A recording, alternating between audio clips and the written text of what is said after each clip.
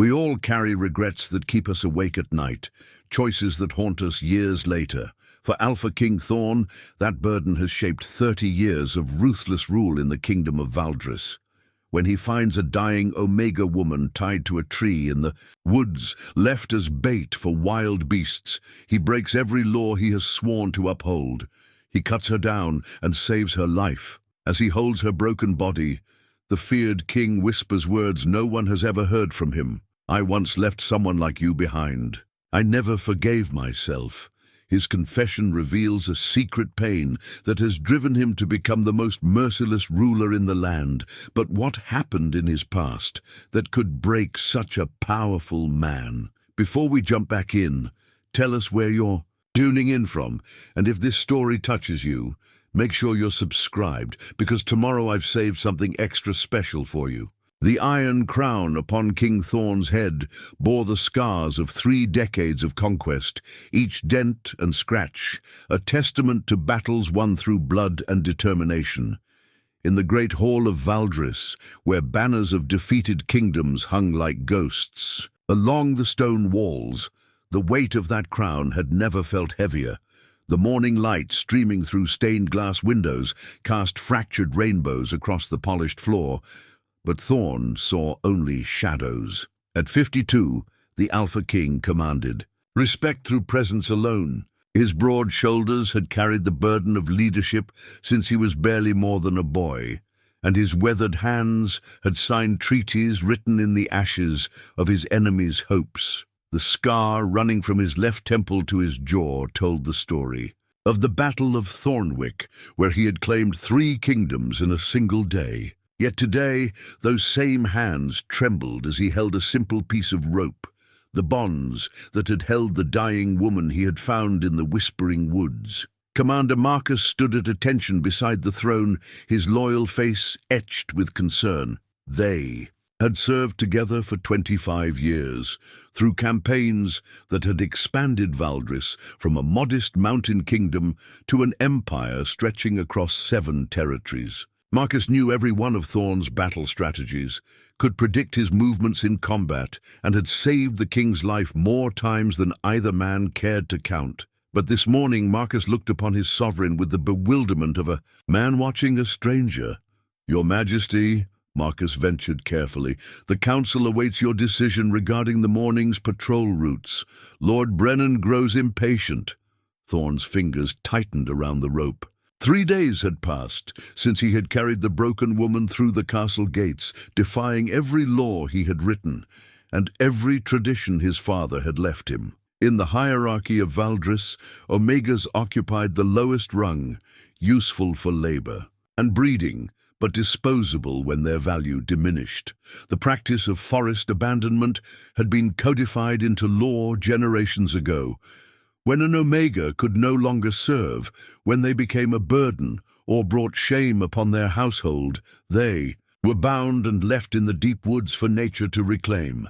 It was efficient, it was clean, it was the way things had always been done. Yet something in the woman's eyes as she lay dying had shattered 30 years of careful, emotional armor. Her gaze held no hatred, no plea for mercy.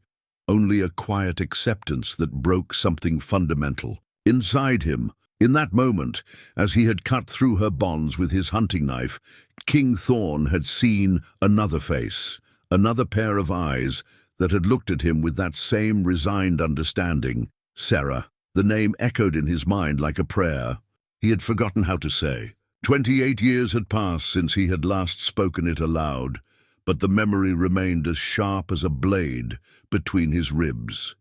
Sarah, the Omega girl he had loved with the desperate passion of youth. Sarah, whom he had abandoned to secure his throne. Sarah, who had died alone in these same woods because he had chosen power over love. "Tell Lord Brennan that I will meet with the council after the noon meal," Thorne said finally, his voice carrying the authority that had commanded armies.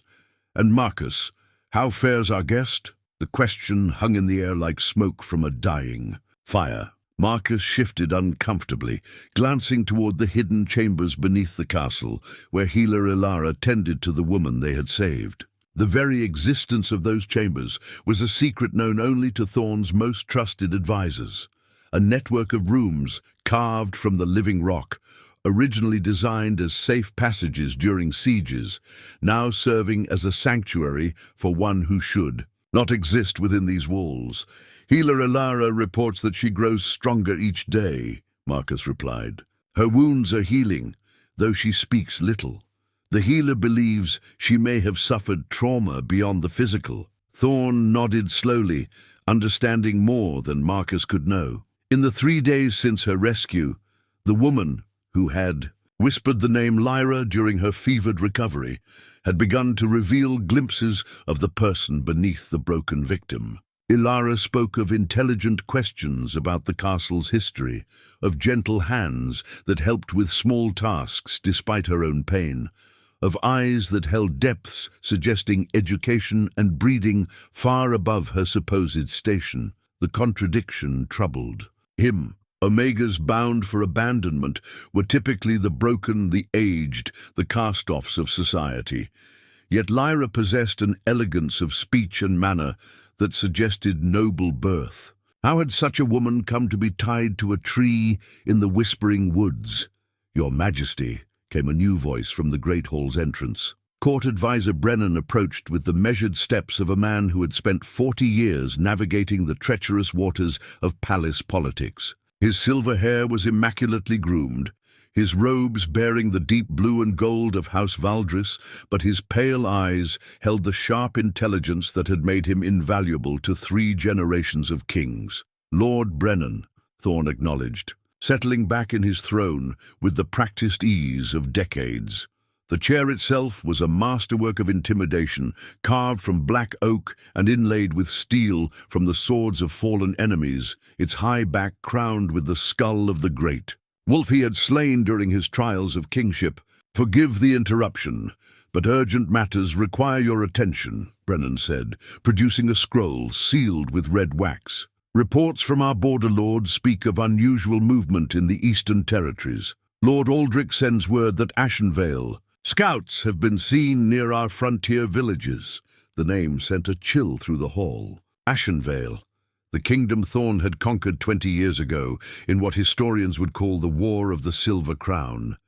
It had been a brutal campaign, lasting 3 years and ending with the complete destruction of Ashenvale's royal line. King Aldwin had died with his sword in his hand, Queen Mirabelle had taken poison rather than face capture, and their young daughter, barely more than a child, had vanished during the siege, presumed dead in the chaos. The conquest of Ashenvale had established Thorne as more than just another mountain king. It had marked him as a force to be reckoned with, a ruler willing to do whatever was necessary to expand his dominion.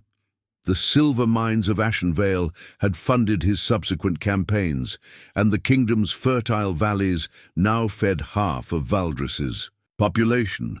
Ashenvale fell 20 years ago, Thorne said carefully. Their royal line ended with the siege. What remains of their people have sworn fealty to our crown. Indeed, Your Majesty, Brennan agreed, though his expression suggested complications.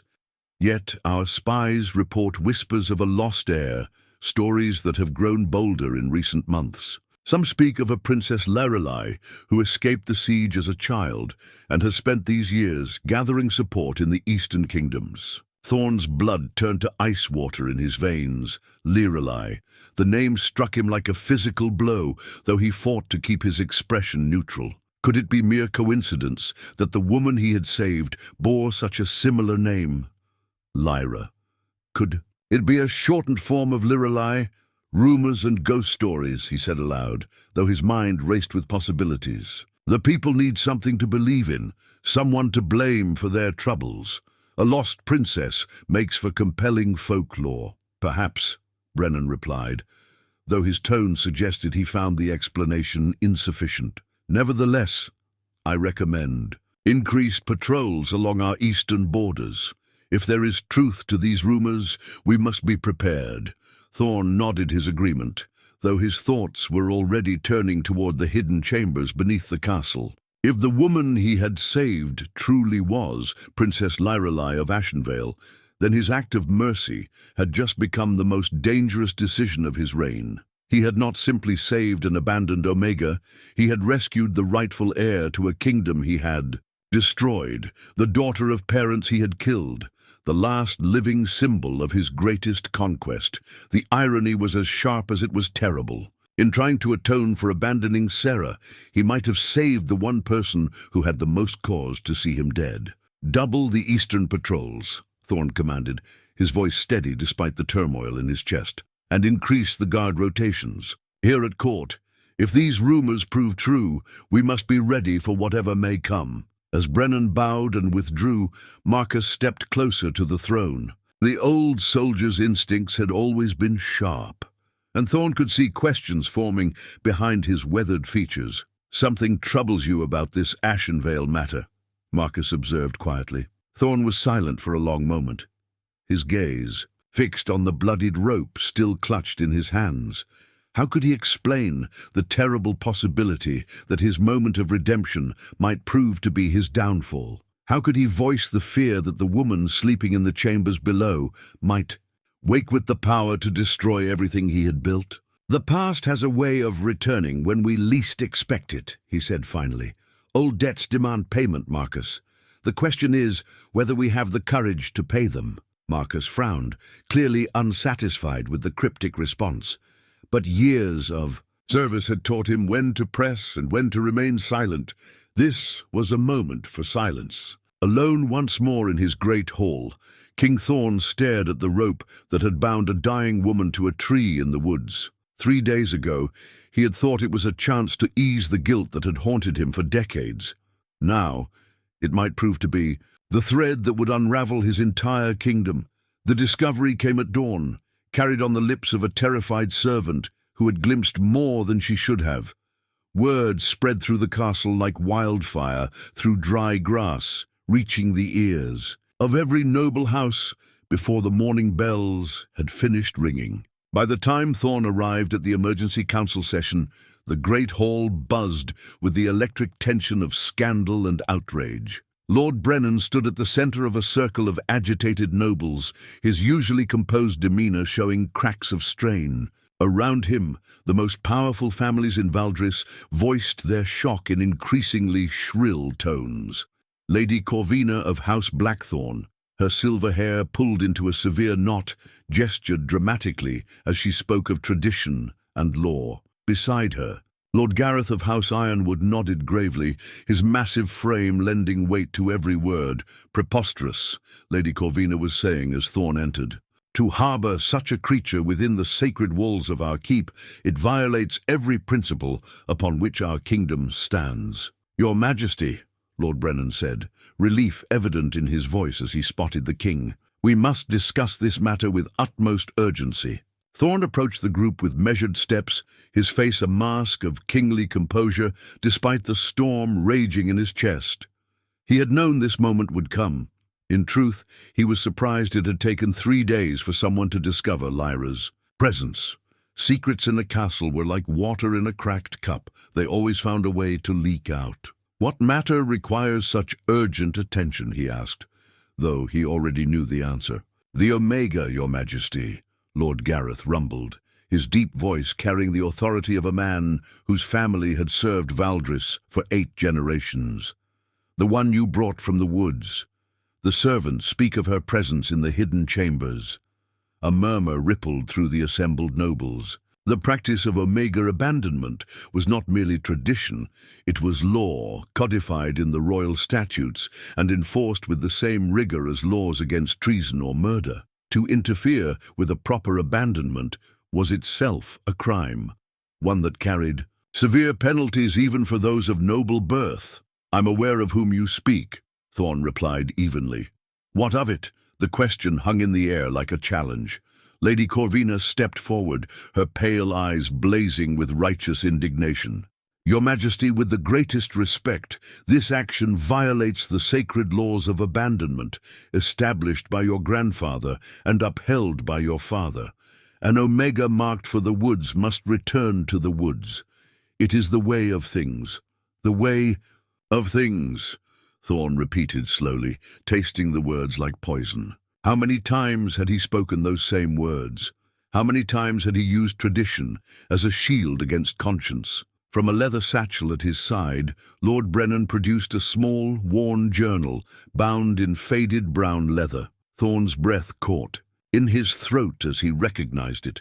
His own private writings from his youth, journals he had thought safely hidden in his personal chambers. How Brennan had acquired them, he could only guess, but their contents would prove far more dangerous than any military intelligence. "Your Majesty," Brennan said carefully, "in preparing our response to this crisis, I took the liberty of researching historical precedents. In doing so, I discovered these writings in your private study. I believe they may shed light on your recent actions." Thorne's hand moved instinctively toward his sword, though he forced himself to stillness. To show weakness now would be to invite disaster, but the journal in Brennan's hands contained secrets that could destroy him.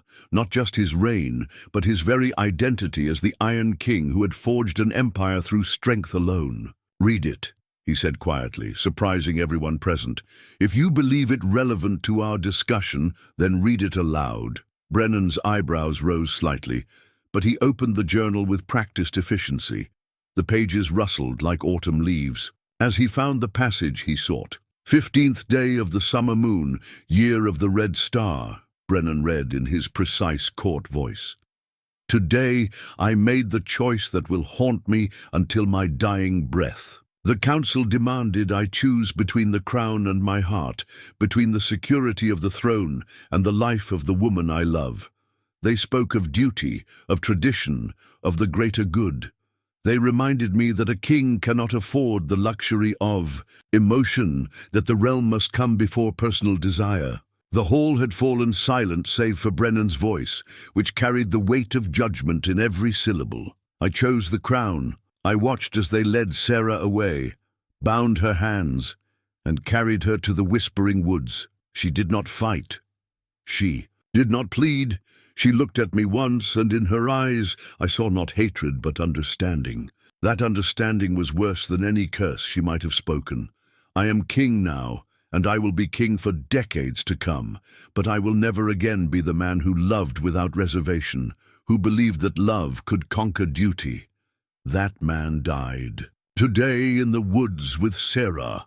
The silence that followed was deafening. Thorne stood motionless at the center of the great hall, 30 years of carefully constructed royal authority crumbling around him like walls under siege. The faces of his nobles showed a mixture of shock, calculation, and something approaching understanding. Lady Corvina was the first to speak, her voice softer than before, but no less dangerous. "Your Majesty," she said slowly, "surely you cannot mean to compound an old tragedy with a new one. What happened with this Sarah was properly done according to law and custom. To reverse such judgments now, after 30 years of righteous rule, would invite chaos." But Thorne was no longer listening to her words. The speaking of Sarah's name aloud had awakened memories he had spent decades trying to bury. He was 24 again, standing in this same hall watching as the woman he loved was dragged away to die for the crime of being born beneath his station. He could see her face clearly now, the way her dark hair caught the morning light, the quiet dignity with which she had accepted her fate, the single tear that had traced its way down her cheek as she was led away. The memories came in a flood that threatened to drown him. Sarah teaching him the names of wildflowers during stolen afternoons in the castle gardens. Sarah listening with patient attention as he shared his dreams of a kingdom built on justice rather than fear. Sarah's hands gentle on his face as she whispered that she would love him regardless of crown or kingdom. And finally, terribly, Sarah's eyes meeting his across the great hall as she was sentenced to death for the crime of loving a king. "Your Majesty!" Lord Gareth's voice seemed to come from very far away. "Your Majesty, are you well?" Thorne blinked, returning to the present with effort. The assembled nobles were staring at him with expressions ranging from concern to barely concealed ambition. He could almost see the calculations spinning behind their eyes. If the king was showing weakness, if his judgment was compromised by guilt and old grief, then perhaps it was time for new leadership. "The woman in the chambers below is under my personal protection," he said firmly, his voice carrying across the hall with the authority of 3 decades of unchallenged rule. "Any who move against her move against the crown itself." The statement struck the assembly like a physical blow. Lord Brennan closed the journal with a sharp snap, his face pale with shock. "Your Majesty," he said carefully, "surely you understand the implications of such a declaration. To place an abandoned Omega under royal protection violates not just our laws, but our most sacred traditions. The other kingdoms will see this as weakness. Your own nobles may question your fitness to rule." "Let them question," Thorne replied, though each word felt like a knife between his ribs. "I have ruled this kingdom for 30 years. I have expanded our borders, filled our treasury, and kept our people safe. If my fitness to rule can be called into question by a single act of mercy, then perhaps our kingdom deserves whatever weakness that mercy might bring." The challenge in his words was unmistakable. For a moment the great hall teetered on the edge of open rebellion. Thorne could see the choice forming in the eyes of his nobles: support their king's inexplicable decision, or unite against what they saw as dangerous weakness. It was Lady Corvina who spoke the words that would divide the kingdom. "Your Majesty," she said with deadly courtesy, "House Blackthorne has served the crown faithfully for 5 generations. We have never questioned the wisdom of our sovereign. But if you persist in this course, if you continue to harbor this creature in defiance of law and custom, then we must consider where our true loyalties lie." The threat was clear. Other heads nodded in agreement around the circle: House Ironwood, House Ravencrest, House Goldmane. More than half the great families of Valdris were preparing to withdraw their support from a king they believed had lost his way. Thorne felt the weight of his iron crown like never before, each spike digging into his skull like accusation. 30 years of careful political balance were crumbling in the space of a single conversation. Yet he could not, would not, send another woman to die in the woods for the convenience of his rule. "Then so be it," he said quietly. "Let this kingdom learn what manner of king I choose to be in the years I have remaining." As the nobles filed out in shocked silence, their whispered conversations already beginning the work of rebellion, Thorne remained alone in his great hall. The journal Brennan had left behind lay open on a nearby table, its pages revealing secrets he had never intended to share, but it was too late for secrets now. The kingdom would choose sides, blood would be spilled, and all because he had finally found the courage to save a life instead of abandoning it to tradition. For the first time in 30 years, King Thorne smiled. The silver pendant caught the candlelight as it rested against Lyra's throat, its surface polished smooth by decades of gentle wear. She sat propped against silk pillows in the hidden chamber, her fingers tracing the intricate knotwork etched into the metal, a pattern that seemed both familiar and strange. Like a half-remembered dream, the pendant had been around her neck. When Thorne found her, somehow untouched by the brutality that had left her broken and bleeding, healer Ilara moved about the chamber with practiced efficiency, checking the progress of wounds that had begun their slow journey toward healing. The older woman's hands were gentle but sure, decades of tending to injuries both common and grievous evident in every touch. Her grey hair was pulled back in a simple braid, and her brown eyes held the kind of wisdom that came from a lifetime of witnessing both cruelty and kindness. "The pendant," Lyra said softly, her voice still hoarse from the trauma of her ordeal. "It belonged to someone else once, didn't it?" Ilara paused in her ministrations, her eyes focusing on the silver pendant with an expression of profound sadness. For a long moment she seemed to struggle with whether to speak, her weathered hands stilling in their work. "Aye," she said finally, "it belonged to a young woman named Sarah. She died many years ago before you were even born, I'd wager. How did it come to be around my neck?" "That," Ilara replied carefully, is a question perhaps better answered by His Majesty himself. The conversation was interrupted by the soft sound of footsteps in the corridor beyond the chamber's hidden entrance. Ilara tensed, her hand moving instinctively toward the small knife she kept at her belt, a healer's blade meant for cutting bandages and herbs, but sharp enough to serve other purposes if necessary.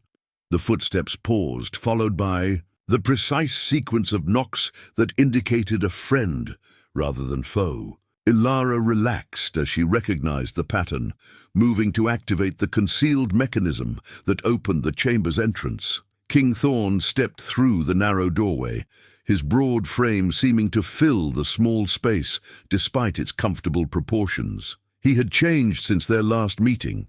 The lines around his eyes seemed deeper, carved by the weight of the morning's confrontations, and his usually immaculate appearance showed signs of strain.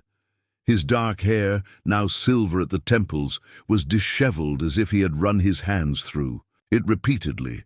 Yet his green eyes, when they found Lyra's face, held a gentleness that seemed at odds with his fearsome reputation. "Your Majesty," Ilara said with a respectful bow. "I was just—" "Leave us," Thorne said quietly, though not unkindly. "Please." Ilara nodded and gathered her supplies, pausing only to place a reassuring hand on Lyra's shoulder before departing. Through the hidden entrance, the mechanism sealed behind her with barely a whisper, leaving Lyra alone with the man who had saved her life. For a long moment, neither spoke. Thorne remained standing near the entrance, as if uncertain of his welcome, while Lyra studied his face with eyes that missed little. She had been awake for 3 days now, long enough to piece together fragments of conversations and to understand that her presence in the castle had created significant political difficulties for her rescuer. "You wear it well," Thorne said finally, his gaze fixed on the silver pendant.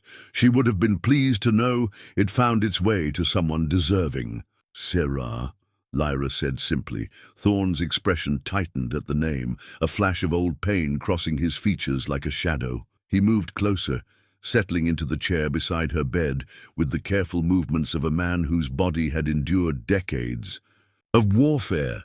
"You know the name," he observed. "Your healer told me it belonged to her, but there's more to it than that, isn't there?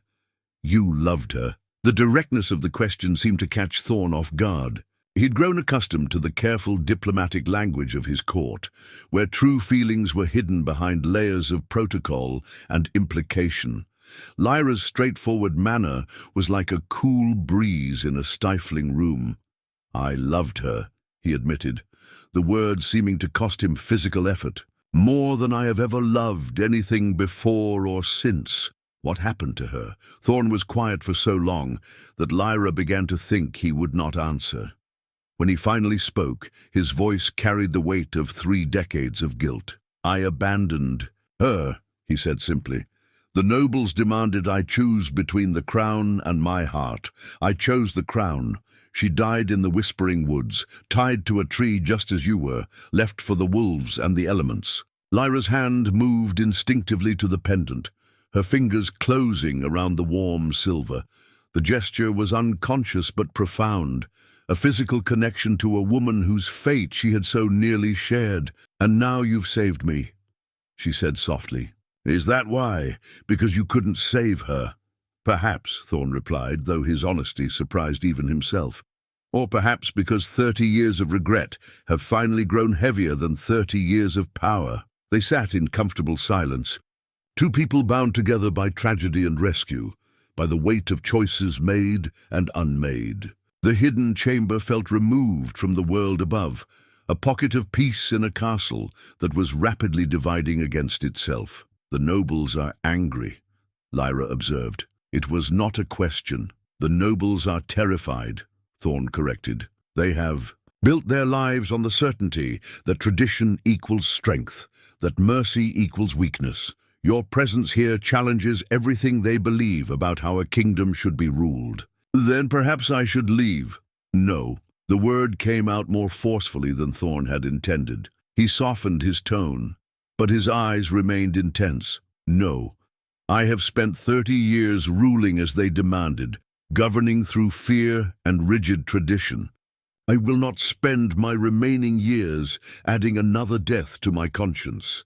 Lyra studied his face, searching for something she could not quite name. There was strength there, certainly, the kind of strength that had conquered kingdoms and bent nations to his will. But beneath it, she sensed a profound weariness, the exhaustion of a man who had carried burdens too heavy for any single person to bear. "Commander Marcus served with you for many years," she said, changing the subject with the intuitive grace of someone who understood when a conversation had reached its natural limits. 25 years, Thorne confirmed, grateful for the shift. "He saved my life at the Battle of Thornwick, pulled me from beneath a fallen horse when I should have died with my sword in my hand. I trust him with my life, but this situation," he shook his head. "Marcus is a soldier. He understands loyalty and duty and the chain of command, but he struggles with choices that cannot be solved through military action. He's worried about you. He's worried about the kingdom, and he's right to be. Half the noble houses are already choosing sides, and not all of them are choosing mine. Lord Brennan speaks of pragmatism and political necessity. Lady Corvina rallies the traditionalists, with talk of ancient law and sacred duty.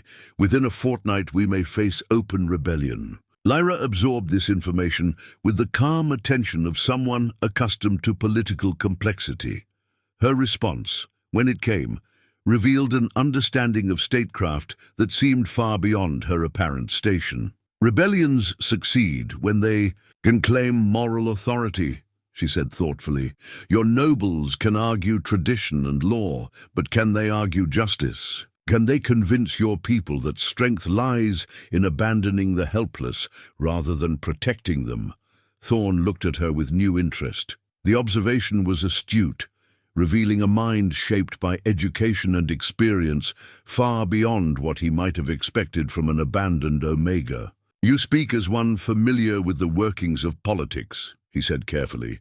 For just a moment, something flickered behind Lyra's eyes, a shadow of memory or recognition that was gone almost before it appeared. When she spoke again, her voice carried the same gentle tone as before, but Thorne sensed that her answer revealed only part of a larger truth. "One learns to read people when survival depends on understanding their motivations," she said simply. "I may have been marked for abandonment, but I was not always powerless." The conversation was interrupted by a soft chime from the chamber's hidden timepiece, a delicate mechanism that tracked the hours without the need for bells that might reveal the room's location. The afternoon was advancing, and Thorne's absence from the upper levels of the castle would soon be noticed.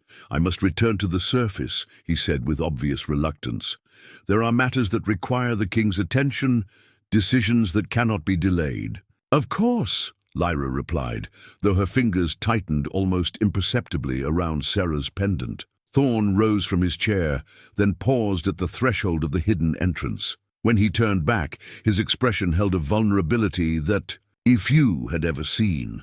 "Lyra," he said quietly, "I want you to know, whatever comes in the days ahead, whatever choices I must make to protect this kingdom, saving you was not a mistake. It was the first right thing I have done in 30 years of ruling." With that, he was gone, leaving Lyra alone with her thoughts and the weight of secrets that pressed against her mind like stones against a dam. The silver pendant seemed to pulse, with warmth against her throat, a tangible connection to a love story that had ended in tragedy decades before her birth. But as she settled back against her pillows, fragments of memory began to stir in the depths of her mind, images of a different castle, a different throne room, a different crown that had once gleamed in the light of stained glass windows, very much like those that now cast their colors across the walls of her sanctuary. The ancient chain mail vest hung in Thorne's private armory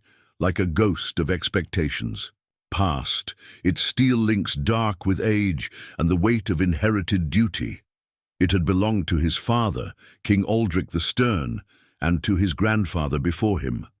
a symbol of the unbroken line of strength that had ruled Valdris for 8 generations. Tonight, as Thorne studied its worn surface by candlelight, the armor seemed less like an heirloom and more like a burden he could no longer bear to carry.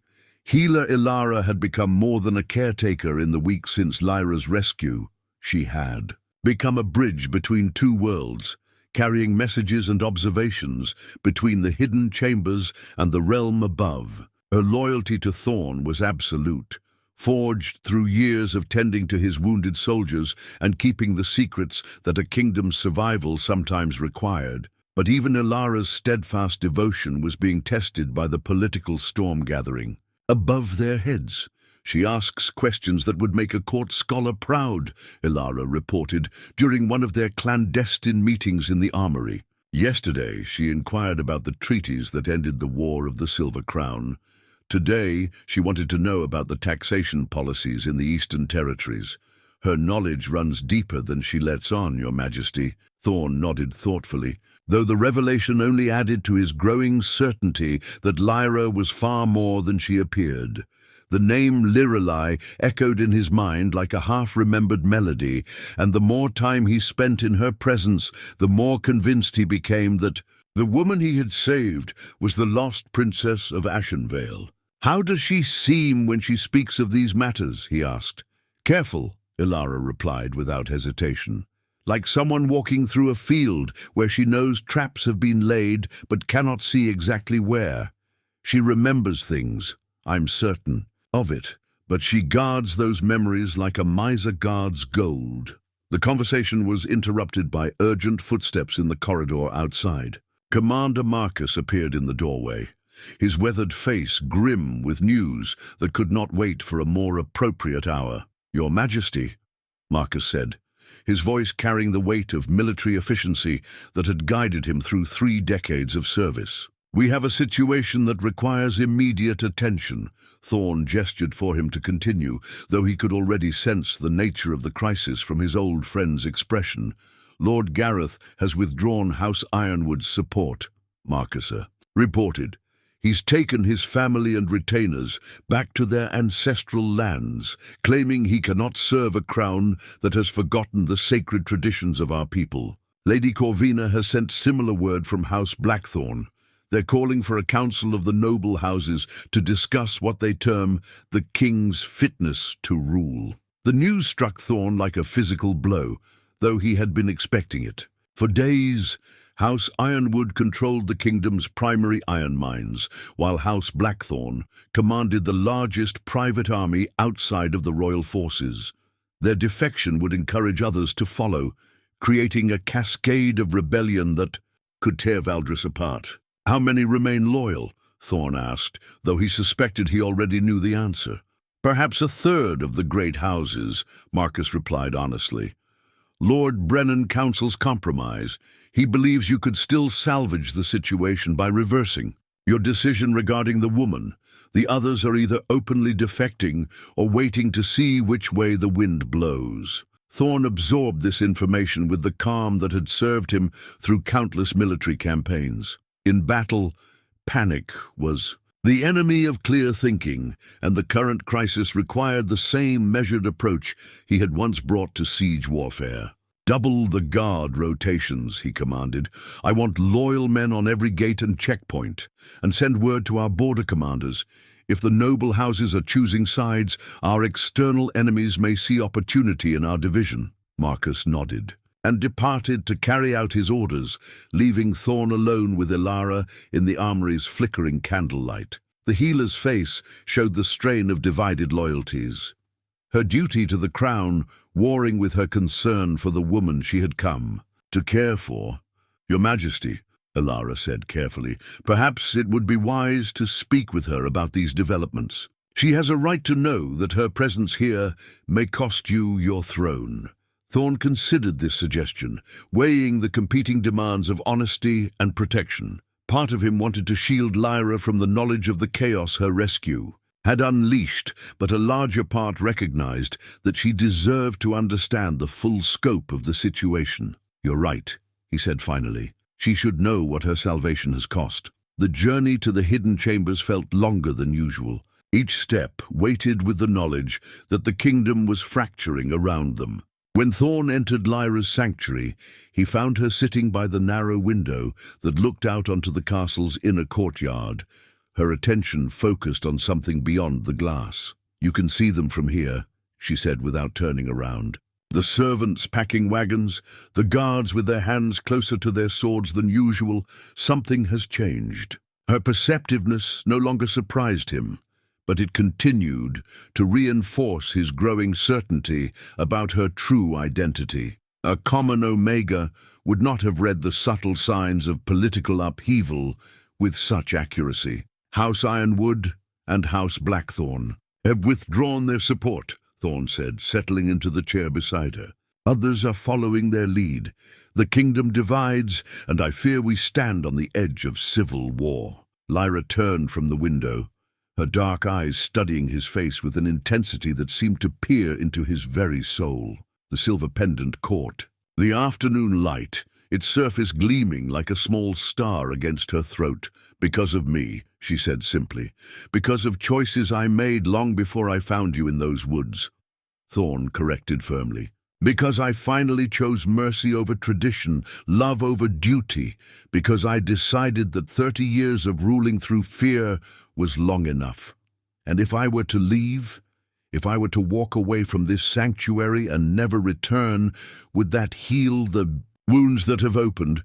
The question hung between them like a blade, sharp with implication and possibility. Thorne could feel the weight of pragmatic choice pressing against his conscience, the simple political calculus that said one life was not worth a kingdom's stability. Perhaps, he admitted, the honesty costing him visible effort. The nobles might accept my decision as temporary madness, a moment of weakness that has passed. The rebellion might fade if given such a face-saving compromise.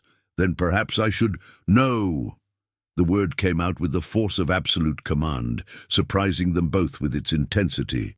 Thorne softened his voice but maintained its underlying steel. "No, I will not compound one abandonment with another. I will not prove to myself that 30 years have taught me nothing about the difference between expedient and right." Lyra was quiet for a long moment, her fingers unconsciously tracing the intricate patterns on Sarah's pendant. When she spoke again, her voice carried a weight of understanding that seemed far beyond her years. "You speak of abandonment as if it were your greatest sin," she said softly. "But perhaps your greatest sin was not the abandoning itself, but the accepting of a system that made such abandonment necessary. A kingdom that demands the sacrifice of love for the maintenance of power is a kingdom that has forgotten what power is meant to serve." The observation struck Thorne like a lightning bolt, illuminating truths he had been too afraid to examine for 3 decades. She was right, of course. The tragedy was not just that he had chosen duty over love, but that he had inherited and perpetuated a system that made such choices inevitable. "You would have made a wise counselor," he said quietly. "In another life, in another time." Something flickered behind Lyra's eyes at those words, a shadow of memory that was gone almost before it appeared. But Thorne caught it, and in that brief glimpse he saw confirmation of what he had already begun to suspect. "Perhaps I was," she said, so softly he almost missed the words. Before he could pursue the statement, their conversation was interrupted by the sound of urgent commotion from the courtyard below. Voices rose in alarm, followed by the clatter of hooves on cobblestone and the sharp commands of guards responding to some new crisis. Thorne moved to the window, his warrior's instincts immediately cataloguing the scene below. A messenger's horse stood lathered with sweat in the courtyard, its rider already dismounted and speaking rapidly to Commander Marcus. Even from this distance, Thorne could see the urgency in their postures, the kind of body language that spoke of news too important to delay. "Border raid," Lyra said, her voice carrying certainty despite the distance. Thorne looked at her sharply. "How can you know that?"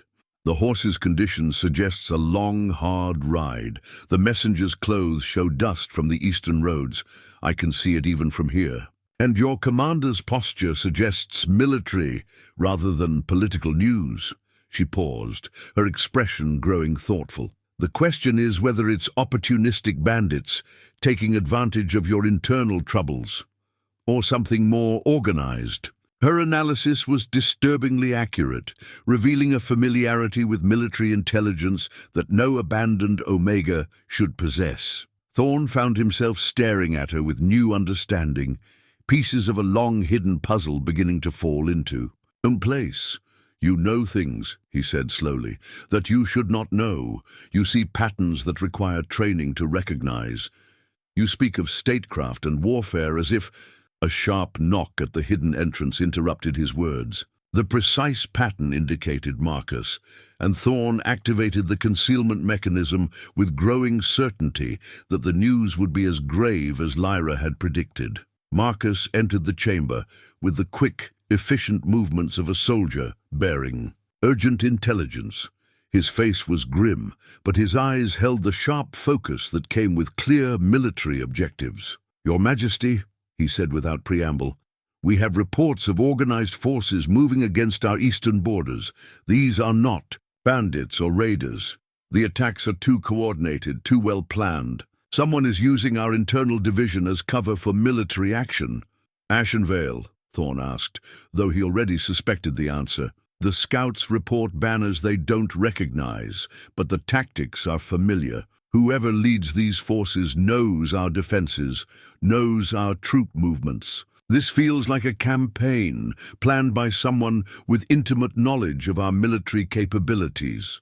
Thorne felt the ground shifting beneath his feet, the weight of past decisions coming back to haunt him with terrible precision. If the lost princess of Ashenvale truly had survived, if she had spent 20 years gathering support and planning her return, then his moment of mercy might have just delivered his greatest enemy directly into the heart of his kingdom. He glanced at Lyra, who had grown very still beside the window. Her face showed no surprise at the news, only a kind of resigned sadness that spoke of secrets too heavy to bear alone. "Marcus," Thorne said carefully, "I want you to place additional guards on these chambers. Double the watch, and ensure that no one enters or leaves without my direct permission, Your Majesty." Marcus's confusion was evident. "Just do it!" Thorne commanded, his voice carrying the weight of absolute authority. As Marcus departed to carry out his orders, Thorne turned back to Lyra. She had not moved from her position by the window, but something in her posture had changed, a subtle shift from vulnerable refugee to something altogether more dangerous. "The eastern borders," she said quietly, not quite a question. "Yes. And you suspect these attacks are more than coincidence?" "Yes." She nodded slowly, her fingers once again finding Sarah's pendant. When she finally turned to face him, her dark eyes held depths of sorrow and determination that took his breath away. "Your Majesty," she said with formal precision, "I believe it is time we spoke honestly about who I truly am." The ancient treaty scroll lay unrolled across the massive oak table in Thorne's private study, its parchment yellowed with age and marked with the official seals of kingdoms that no longer existed. The Treaty of the Silver Crown, signed 20 years ago in the aftermath of Ashenvale's fall, had established the terms of surrender and the complete annexation of that proud realm into Valdris's growing empire. Now, as political storm clouds gathered on multiple horizons, the document seemed less like a testament to victory and more like evidence of crimes that demanded justice. Lord Brennan paced before the great hearth, his usually composed demeanor, showing cracks of strain that mirrored the fractures spreading through the kingdom itself. His silver hair was disheveled from running anxious fingers through it, and his pale blue robes bore the wrinkles of a man who had spent more time in crisis meetings than in his chambers. "The situation deteriorates by the hour, Your Majesty," Brennan reported, his voice carrying the weight of a lifetime spent managing political disasters. "Lord Aldrich has declared his neutrality, but his forces are mobilizing on his own lands rather than marching to support the crown. Lady Corvina has sent emissaries to the eastern kingdoms, ostensibly to negotiate trade agreements, but our spies report they're actually seeking military support for what she calls the restoration of proper governance. Thorne absorbed this news while studying the treaty's carefully worded clauses, each paragraph a testament to his younger self's thoroughness in dismantling Ashenvale's sovereignty. The document specified that all members of the royal line were to be considered dead, their titles void, their claims to Ashenvale's throne forever extinguished. It was meant to prevent exactly the kind of succession crisis that now seemed to be unfolding. "And the border raids?" Thorne asked. "Growing bolder and more coordinated," Brennan replied grimly. "Commander Marcus reports that the attacks show sophisticated tactical planning. Whoever leads these forces knows our defensive positions, our patrol schedules, our supply lines. This is not the work of opportunistic bandits." The implications hung heavy in the air between them. If the woman he had saved truly was Princess Lirelai of Ashenvale, then every moment she remained in the castle provided intelligence to enemies who had spent 2 decades planning their revenge. Yet Thorne found himself unable to order her removal, despite the mounting evidence that mercy and political survival were mutually exclusive concepts. "Your Majesty," Brennan continued carefully, "there is another matter that requires delicate handling. Our spies report strange rumors circulating in the Eastern Territories, stories of a lost princess who has returned to reclaim her birthright. The people speak of signs and portents, of a rightful queen who will restore justice to lands that have known only conquest." "Folklore and wishful thinking," Thorne said, though his voice lacked conviction. "Perhaps. But folklore has a way of becoming reality when people desperately want to believe in something greater than their current circumstances. And if there is truth to these rumors, if Princess Lirelai truly survived the siege of Ashenvale, then we face a threat far greater than mere military action." Thorne set down the treaty scroll, his weathered hands betraying the slightest tremor. The weight of accumulated secrets was becoming unbearable, pressing against his conscience like stones against a dam. How much longer could he maintain the pretense that he didn't know exactly who slept in the chambers beneath his castle? "Brennan," he said slowly, "in your years of service to the crown, you have kept many secrets. Can I trust you to keep one more?" The older man's expression grew wary, his political instincts warning him that some knowledge carried a price too high to pay. But loyalty won out over caution, as it had for 40 years of faithful service. "Of course, Your Majesty. The woman I saved in the Whispering Woods. She is no abandoned Omega. She is Princess Lirelai of Ashenvale, daughter of King Aldwyn and Queen Mirabelle, rightful heir to the throne I claimed through conquest 20 years ago." The words fell into the studies, silenced like stones into still water, creating ripples of shock that spread across Brennan's carefully composed features. For a long moment, the advisor simply stared at his king, his mind working through the catastrophic implications of this revelation. "Your Majesty," Brennan said finally, his voice hoarse with disbelief, "surely you cannot mean, are you certain of this?" "Certain enough," Thorne replied. "Her knowledge of statecraft, her understanding of military tactics, her familiarity with the Eastern Territories, everything points to royal education and noble birth. And the timing of these border raids, beginning just days after her rescue, suggests that her allies know exactly where she is." Brennan sank into a chair, as if his legs could no longer support the weight of this knowledge. His face had gone pale, and his hands trembled slightly, as he processed the full scope of the crisis. "Your Majesty," he said carefully, "if this is true, then you have not simply harbored an abandoned Omega. You have given sanctuary to your greatest enemy. Every moment she remains in this castle, she gathers intelligence that could be used against us. Every conversation, every observed weakness, every glimpse of our defenses becomes a weapon in the hands of those who seek to destroy everything we have built." "I know," Thorne said simply. Then why? Brennan stopped, understanding dawning in his eyes. The guilt. This is about the guilt you carry for abandoning Sarah. You see her face in this woman's features, and you cannot bear to repeat the same. Mistake, perhaps. Or perhaps I see an opportunity to prove that 30 years of ruling through fear have not completely destroyed the man I once hoped to become. Brennan leaned forward, his expression intense with the urgency of a lifetime spent navigating political crises. Your Majesty, I understand the appeal of redemption, but you must consider the greater good. If Princess Lirelei truly leads the forces gathering against us, then keeping her alive may doom thousands of your own people to death in the civil war that follows. The argument was logical, compelling, and utterly heartless in the way that political necessity always was. Thorne could see the cold calculus behind Brennan's words. One life weighed against the stability of a kingdom, personal redemption measured against the welfare of millions. And if I kill her? Thorne asked quietly. If I take the expedient path and remove this threat through murder rather than mercy, what manner of king does that make me? A practical one, Brennan replied without hesitation.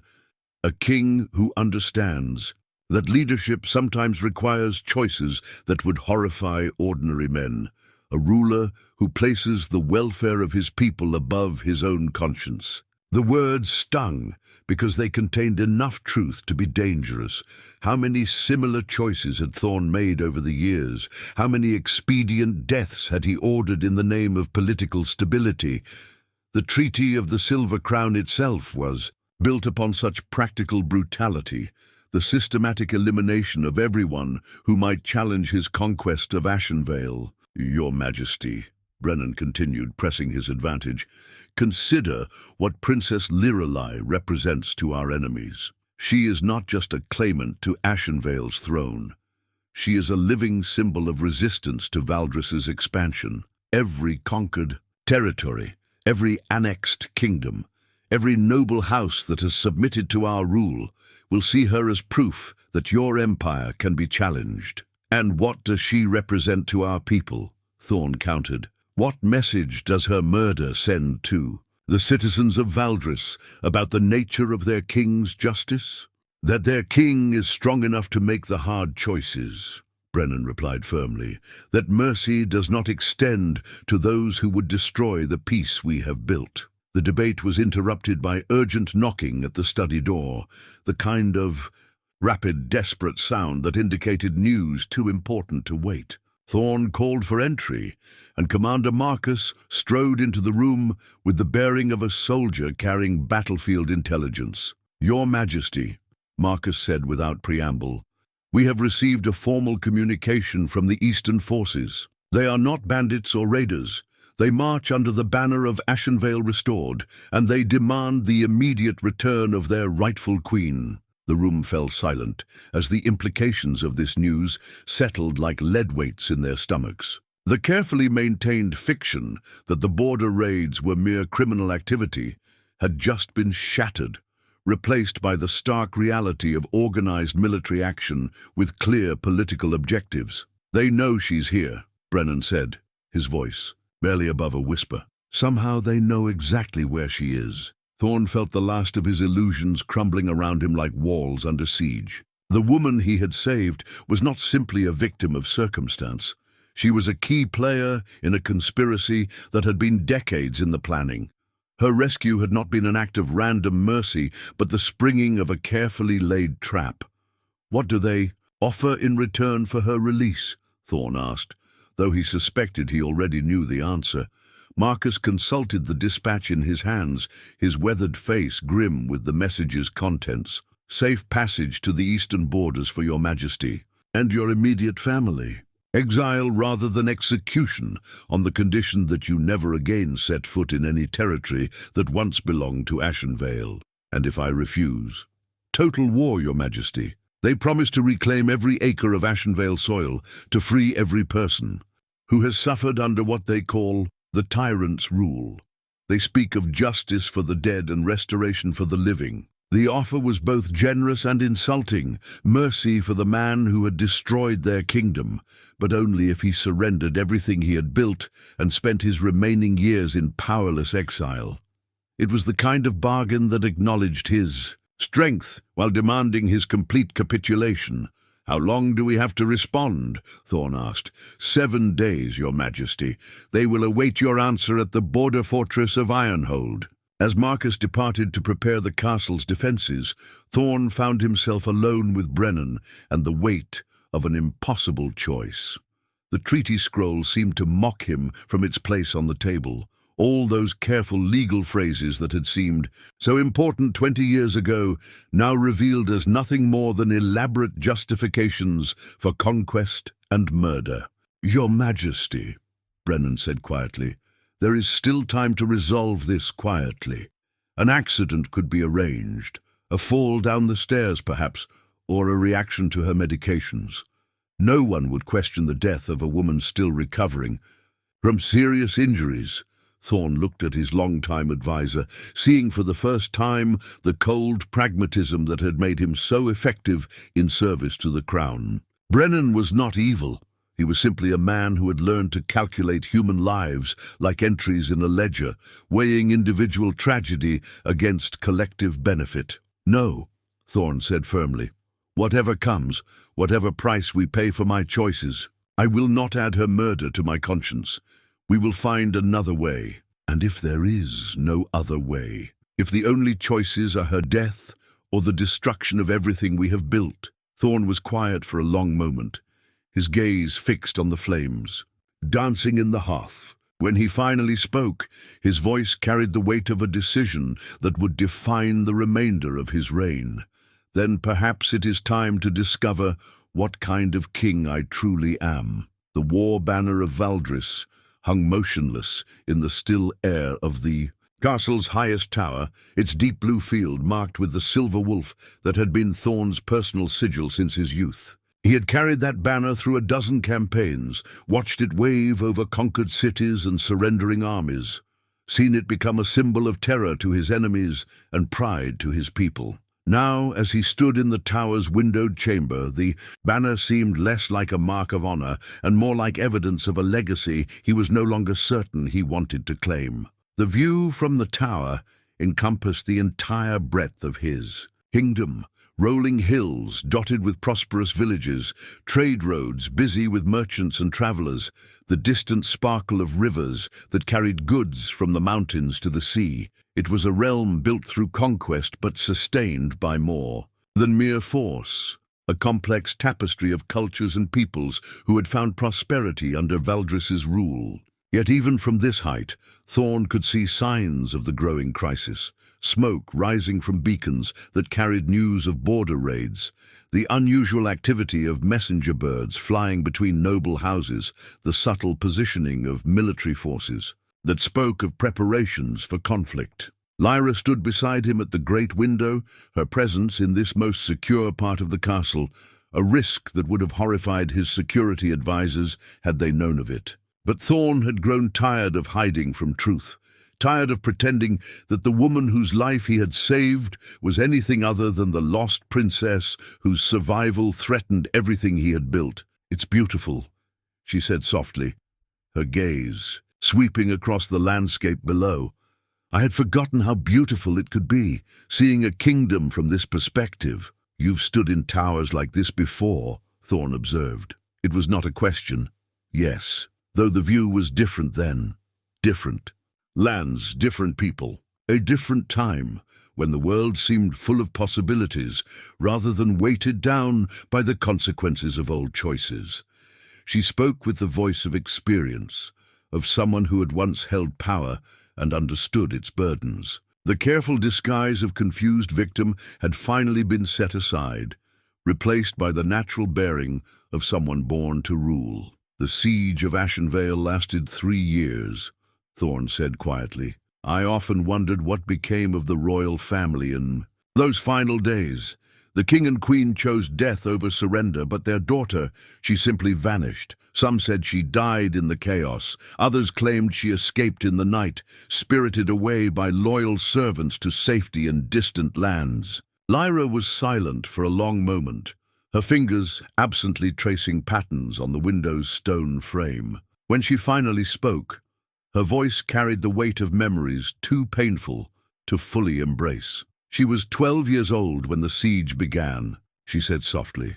"Old enough to understand that her world was ending, young enough to believe that somehow it might all work out for the best. She spent the first year of the siege learning statecraft from her father, military strategy from her mother, diplomacy from the court advisors who still believed negotiation might save them. And the other 2 years, learning to survive, learning to hide, learning that sometimes the only way to save something precious is to let the world believe it's been destroyed." She turned from the window to face him directly, learning that sometimes a princess must become no one at all in order to someday become a queen.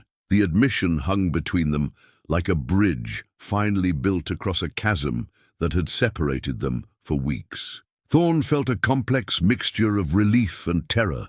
Relief that the pretense was finally over, terror at what this revelation meant for both of their futures. "Princess Lirelei of Ashenvale," he said formally, testing the words that had haunted his nightmares for 2 decades. "That child died in the siege," she replied with quiet dignity. "What stands before you now is something different. Someone forged by 20 years of exile, 20 years of learning what it means to live without a kingdom, without a people, without even a name that can be spoken aloud. Yet you have returned to reclaim your birthright." "I have returned to reclaim my people's freedom," she corrected. "The throne was always secondary to that goal." Thorne studied her face, searching for signs of the hatred he expected to find. By every law of justice and vengeance, Princess Lirelei should want him dead, not just as an enemy, but as the man who had killed her parents and destroyed her childhood. Yet what he saw in her dark eyes was more complex than simple hatred. Grief, certainly, and determination, but also something that might have been understanding. "You could have killed me a dozen times over these past weeks," he said. "A knife from the healer's supplies, poison in my food, even just a cry for help to alert your allies to my location. Why didn't you?" "Because 20 years of exile taught me something that a comfortable throne never could," she replied. "I learned the difference between justice and revenge, between righteous anger and mere cruelty. You saved my life, Thorne of Valdris. That act doesn't erase what came before, but it creates a debt that complicates simple notions of vengeance." The use of his given name rather than royal title created an intimacy that caught him off guard. It reminded him of conversations with Sarah, of the few people in his life who had seen him as a man rather than a crown. "Your allies gather at the eastern borders," he said. "They demand your return and my surrender. If I refuse, they promise war. Not just military action, but a campaign to reclaim every territory that once belonged to Ashenvale." "They are good people who have suffered greatly," Lyrelei replied. "For 20 years they have endured foreign rule, foreign laws, foreign customs imposed upon them by conquest. They deserved the chance to choose their own destiny. And what of the people of Valdris? What of the citizens who have known peace and prosperity under my rule? Do they not deserve protection from the chaos that civil war would bring?" It was the heart of the dilemma that had tormented him for weeks. The competing claims of justice and stability, the impossible calculus of weighing past wrongs against present welfare. Lirelei was quiet for a long moment, her gaze returning to the window and the kingdom spread out below. "You speak of your people as if they were your property," she said finally, "as if their welfare depended entirely upon your continued rule. But perhaps the greatest tragedy of conquest is not what it does to the conquered, but what it does to the conqueror, the way it teaches them to see other human beings as assets to be managed rather than souls to be served." The observation struck him like a physical blow, illuminating truths about his own reign that he had been too proud or too afraid to acknowledge. How many decisions had he made based on what was best for his kingdom rather than what was best for the people who lived within its borders? How many times had he chosen stability over justice because it was easier to maintain control than to address the fundamental inequities that conquest had created? "You would have me abdicate," he said. "Though it was not quite a question. I would have you consider what legacy you wish to leave behind," she replied. "The kingdom you built through conquest and fear, or the kingdom you might yet build through wisdom and mercy." Their conversation was interrupted by the sound of urgent activity in the courtyard below. Looking down, they could see Commander Marcus directing the movement of additional troops into defensive positions around the castle. The preparations had the efficient urgency of a garrison expecting siege, and Thorne felt the familiar weight of military crisis settling upon his shoulders. "Your allies grow impatient," he observed.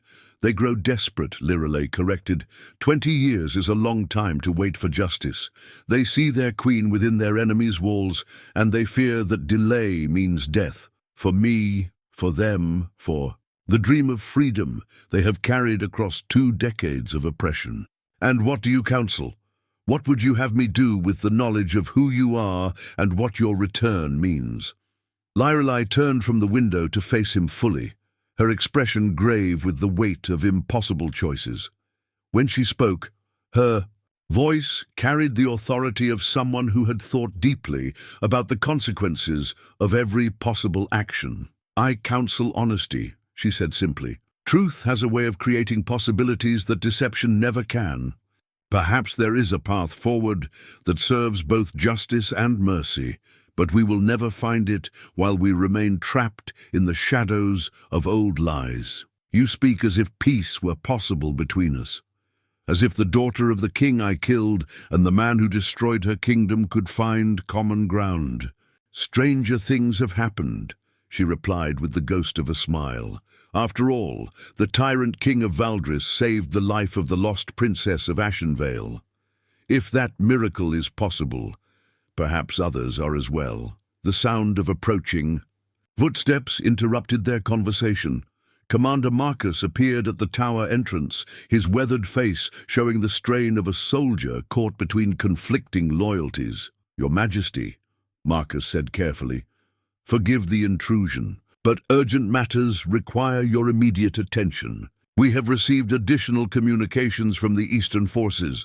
They claim to have captured 3 of our border fortresses and demand immediate negotiations." Thorne felt the last vestiges of hope slipping away like water through his fingers. The situation was escalating beyond the possibility of quiet resolution, moving inexorably toward the kind of open warfare that would drench the kingdom in blood. "How long until they reach the capital?" he asked. "Perhaps a fortnight if they advance at full speed," Marcus replied. "But, Your Majesty, there is something else, something that may change the nature of our calculations entirely." "Speak." Marcus glanced uncertainly at Lirelei, clearly unsure how much sensitive information should be shared in her presence. Thorne made the decision for him with a gesture that indicated full disclosure. "Our spies report that Princess Lirelei, the Lost, heir of Ashenvale, is not simply a figurehead for the rebellion," Marcus continued. "She has been trained in statecraft and military strategy by some of the finest minds in the Eastern kingdoms.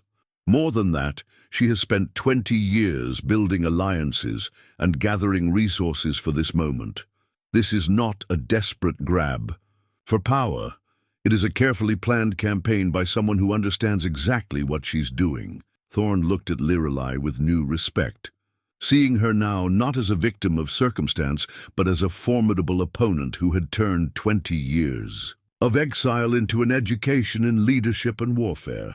The woman who had been bound to a tree in the Whispering Woods was indeed helpless, but the woman who stood before him now was something altogether more dangerous. "Your Majesty," Marcus continued, "if the reports are accurate, then we face not just a military threat, but a political one. Princess Lyrelai commands loyalty not just from her own people, but from rulers throughout the Eastern territories.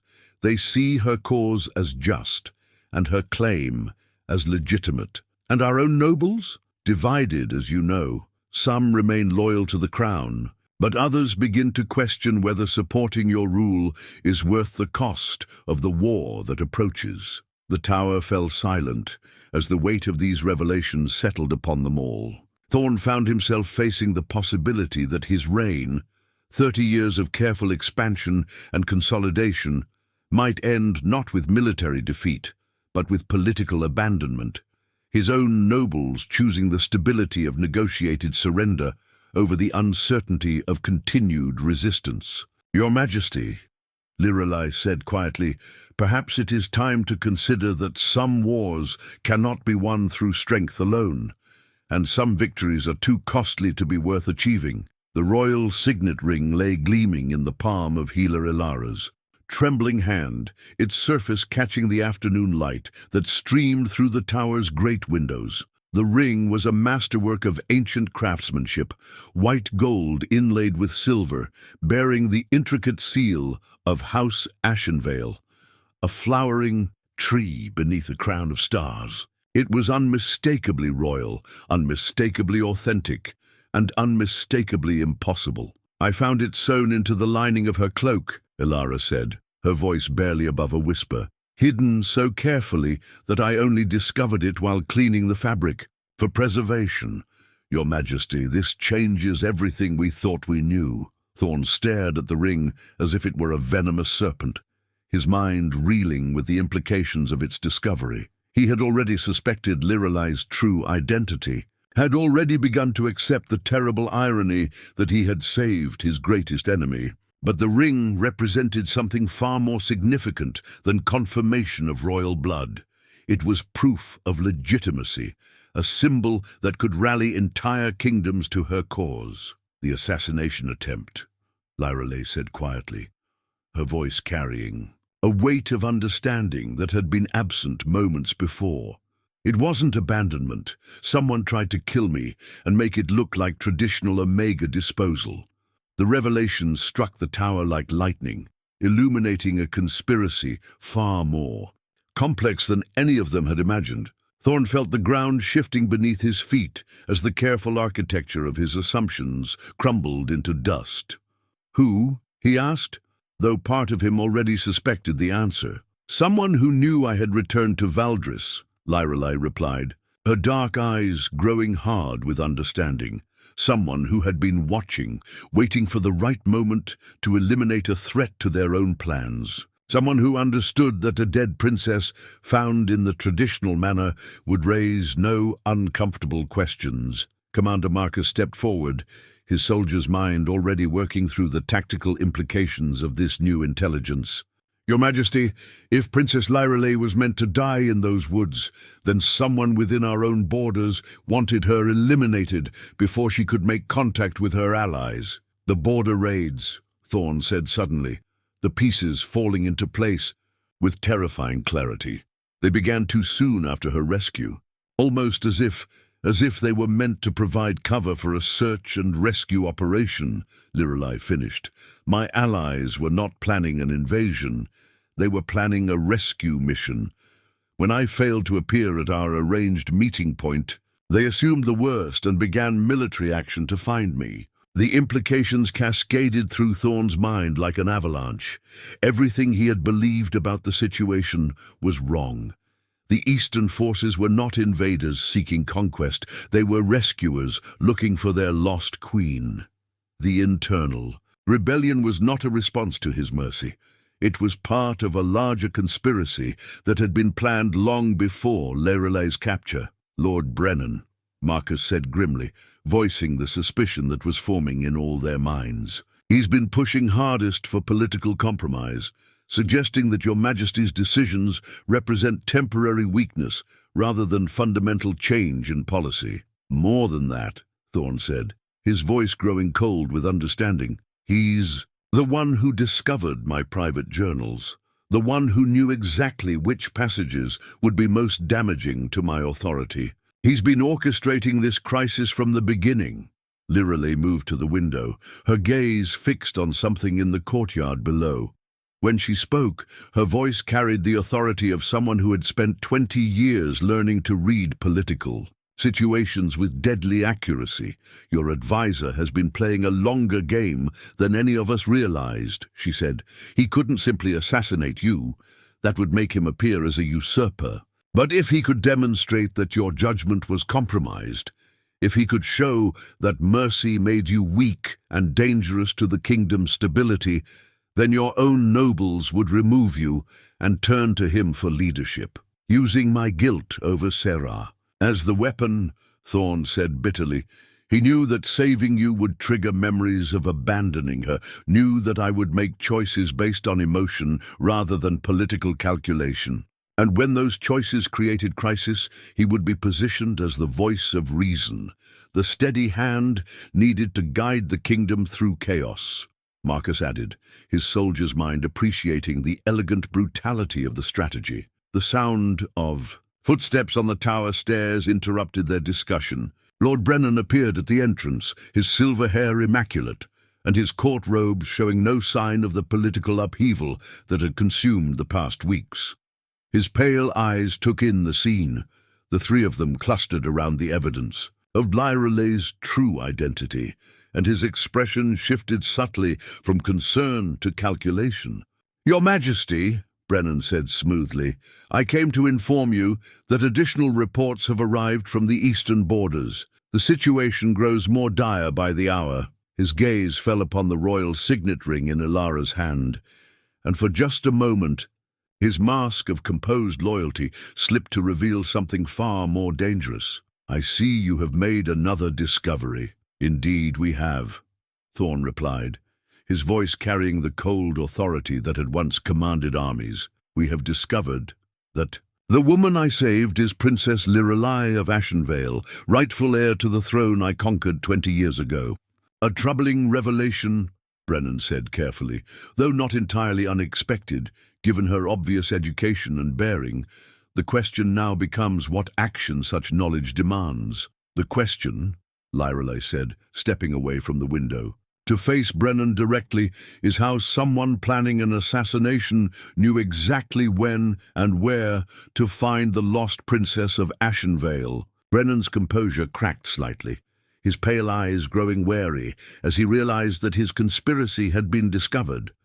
But 40 years of political maneuvering had taught him to recover quickly from unexpected revelations. "Your Majesty," he said, addressing Thorne while keeping his attention focused on Lyrelay, "surely you cannot believe that I believe that you have spent decades positioning yourself as the indispensable advisor," Thorne interrupted. "I believe that you saw an opportunity to use my personal guilt as a lever to move the political machinery of the kingdom. I believe that you arranged for Princess Lyrelay's capture and attempted execution, knowing that I would either let her die, thus proving my continued ruthlessness, or save her and create the crisis you needed to justify removing me from power." "Preposterous," Brennan replied, but his voice lacked its usual conviction. "Your Majesty, you are allowing emotion to cloud your judgment. The stress of recent events has opened my eyes to truths I should have seen years ago." Thorne finished. "How many other crises have you orchestrated, Brennan? How many times have you presented me with problems that you yourself created, then positioned yourself as the only solution?" The tower fell silent, except for the distant sounds of military preparation in the courtyard below. Brennan stood trapped. Between confession and continued deception, his political instincts warring with the growing certainty that his careful plans had unraveled beyond repair.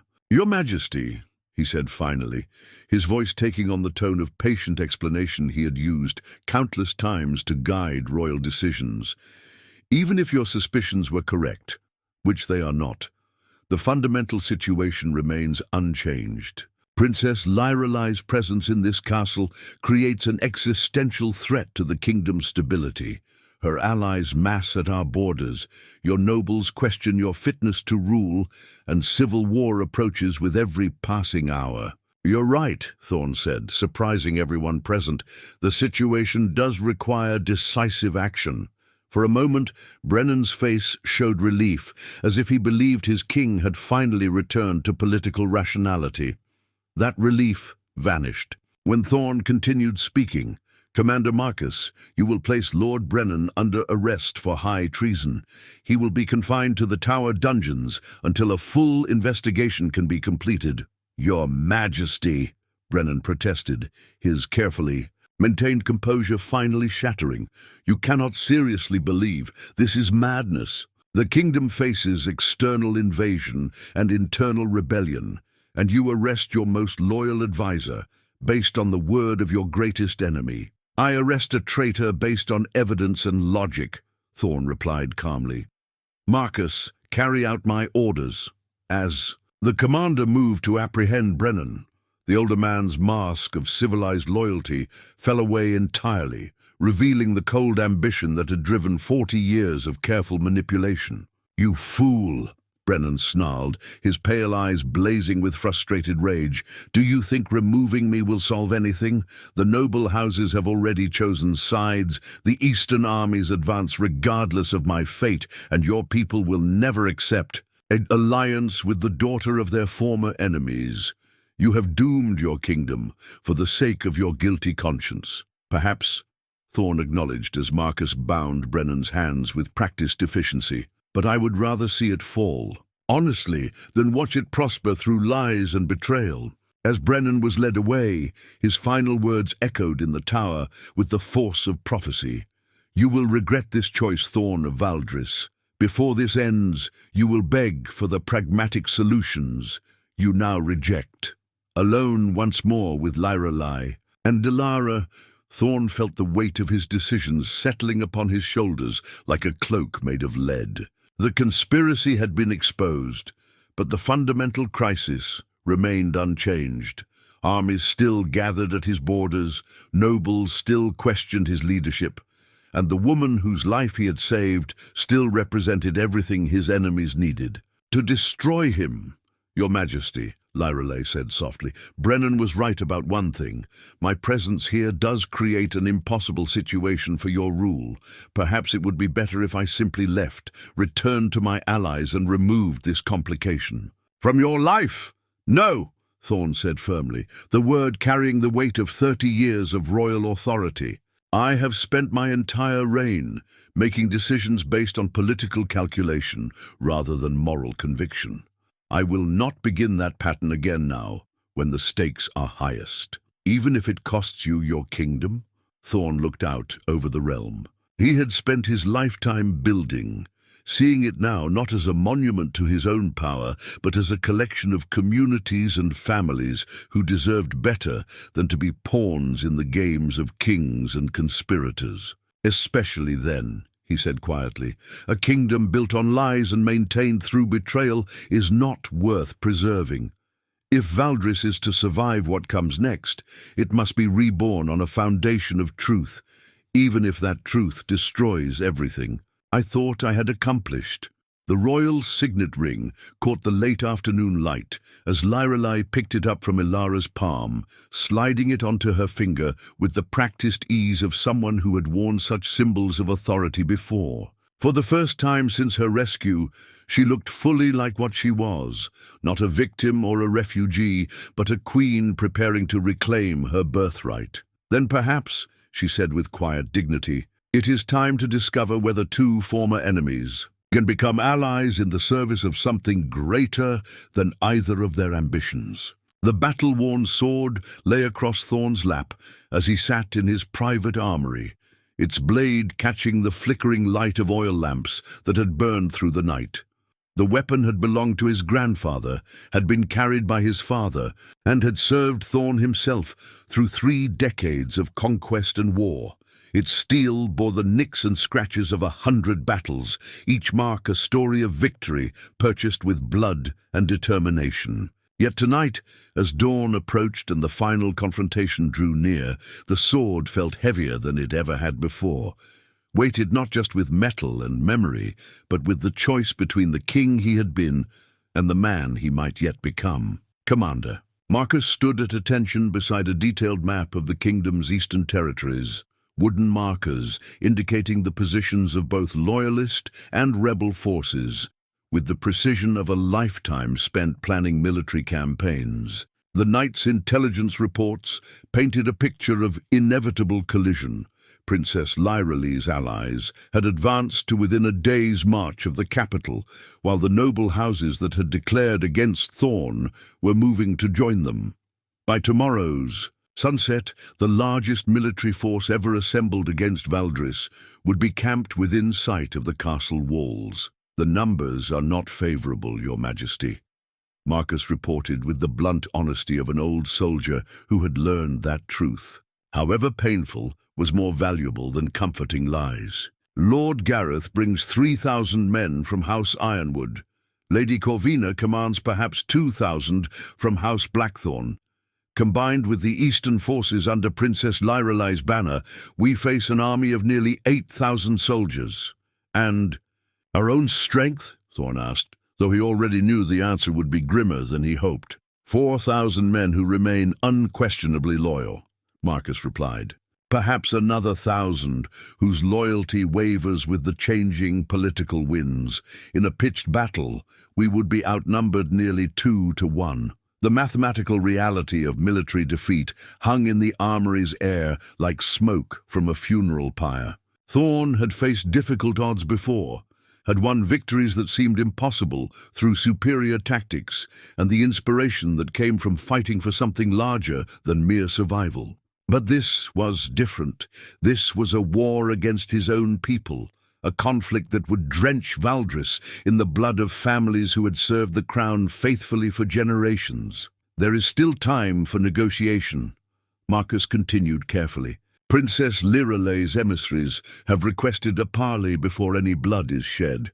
They offer terms that, while hardly generous, would preserve your life and the lives of those who have served you."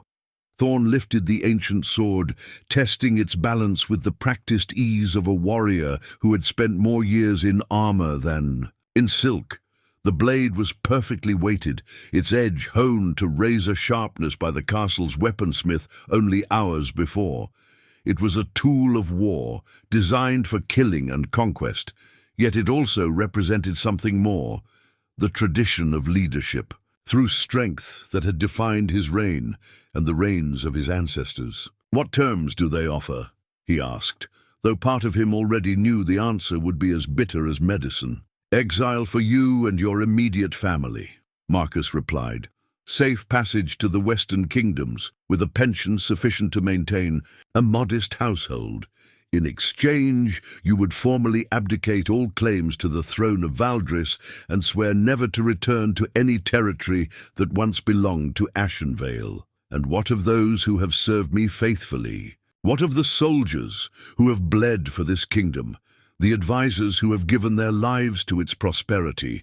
The common people who have built their livelihoods under my protection?" Marcus was quiet for a moment, his weathered face showing the strain of delivering news that cut against everything he believed about loyalty and honor. When he finally spoke, his voice carried the weight of a soldier's understanding of war's true cost. "They offer amnesty for any who swear new oaths of loyalty to Princess Lyralee," he said carefully.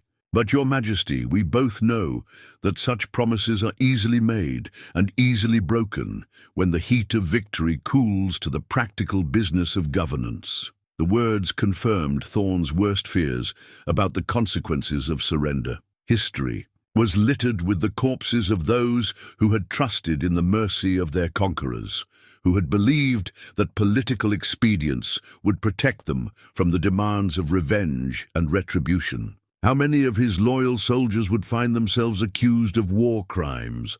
How many advisors would face execution for implementing policies that had suddenly been redefined as oppression?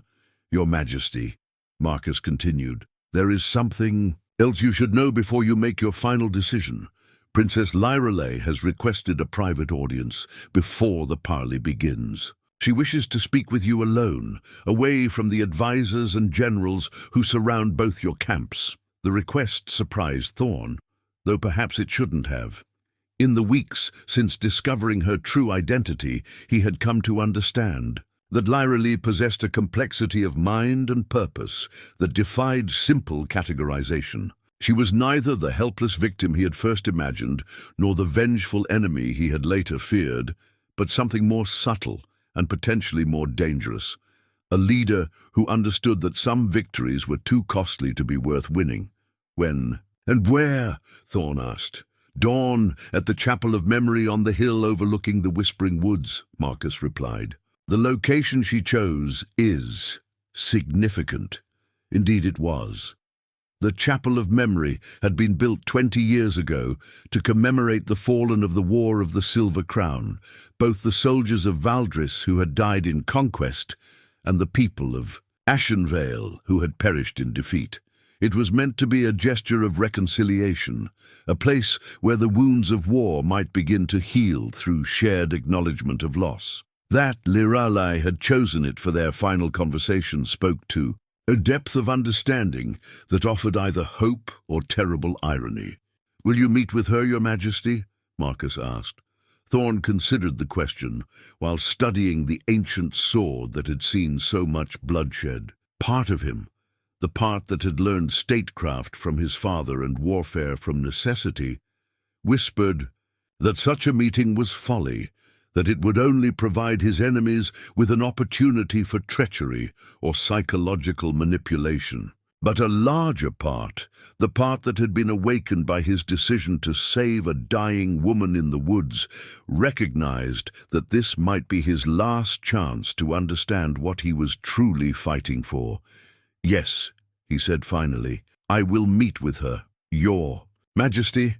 I must advise against such action," Marcus said, his soldiers' instincts warning against the risks of exposing the king to potential capture or assassination. "The location is isolated, easily surrounded, and far from any possibility of rescue should treachery be intended." "Marcus," Thorne said gently, rising from his chair with the sword still in his hands, "in 30 years of service, you have saved my life more times than either of us can count. You have given me counsel that has shaped the destiny of kingdoms, and you have stood beside me when lesser men would have fled. But this is a choice I must make alone." The old soldier's face showed the pain of a lifetime spent following orders. Even when those orders led toward danger, he could not prevent. But discipline won out over concern, as it had for 3 decades of faithful service. "As you command, Your Majesty," Marcus said formally, "but I will position a full company of cavalry within shouting distance of the chapel. At the first sign of trouble, you will do nothing," Thorne interrupted firmly. "This meeting will be conducted in good faith, without the shadow of military force hovering over it. If Princess Liralai intended treachery, she could have accomplished it a dozen times over during the weeks she spent in our custody." As Marcus departed to make the necessary arrangements, Thorne found himself alone with the weight of decisions that would shape not just his own fate, but the destiny of everyone who called Valdris home. The ancient sword seemed to pulse with the memories of all those who had wielded it before him. His grandfather, who had forged the kingdom through conquest and diplomacy. His father, who had consolidated that achievement through wise governance and strategic marriages, and himself, who had expanded it through military brilliance and political calculation. Yet for all their achievements, none of his predecessors had faced a choice quite like this, the possibility of redefining what it meant to be a king, what it meant to lead, what it meant to leave a legacy worth remembering. The sword could win battles, could cow enemies and inspire allies, but it could not answer the deeper questions that had haunted him since the moment he cut Lyralai's bonds in the Whispering Woods. The sound of soft footsteps interrupted his meditation. Healer Ilara appeared in the armory's doorway, her weathered face showing the strain of sleepless nights spent tending to the wounded and preparing for the chaos that war would bring. "Your Majesty," she said quietly, I wanted to speak with you before dawn comes, and all choices become final. Speak freely, Alara. You have earned that right through years of faithful service. The healer moved closer, her brown eyes reflecting the oil lamp's flickering light. When she spoke, her voice carried the wisdom of someone who had witnessed both the best and worst of human nature. I have seen many wars, Your Majesty, and I have learned that they all end the same way, with graves that must be dug and wounds that must be healed. The question is not whether you can win the battle that approaches, but whether you can live with the cost of victory. And what if the cost of defeat is higher still? What if surrendering my crown means abandoning everyone who has trusted in my protection? Alara was quiet for a moment, considering her words with the care of someone who understood that advice given to kings carried consequences far beyond personal conversation. Perhaps, she said finally, the greatest protection you can offer your people is the example of a leader who chooses wisdom over pride, mercy over vengeance, and the future over the past. Princess Lirelai is not the frightened child who fled. Ashenvale, 20 years ago, she has become something more dangerous and more hopeful than you might expect. You speak as if you know her mind. I know her heart, Alara replied.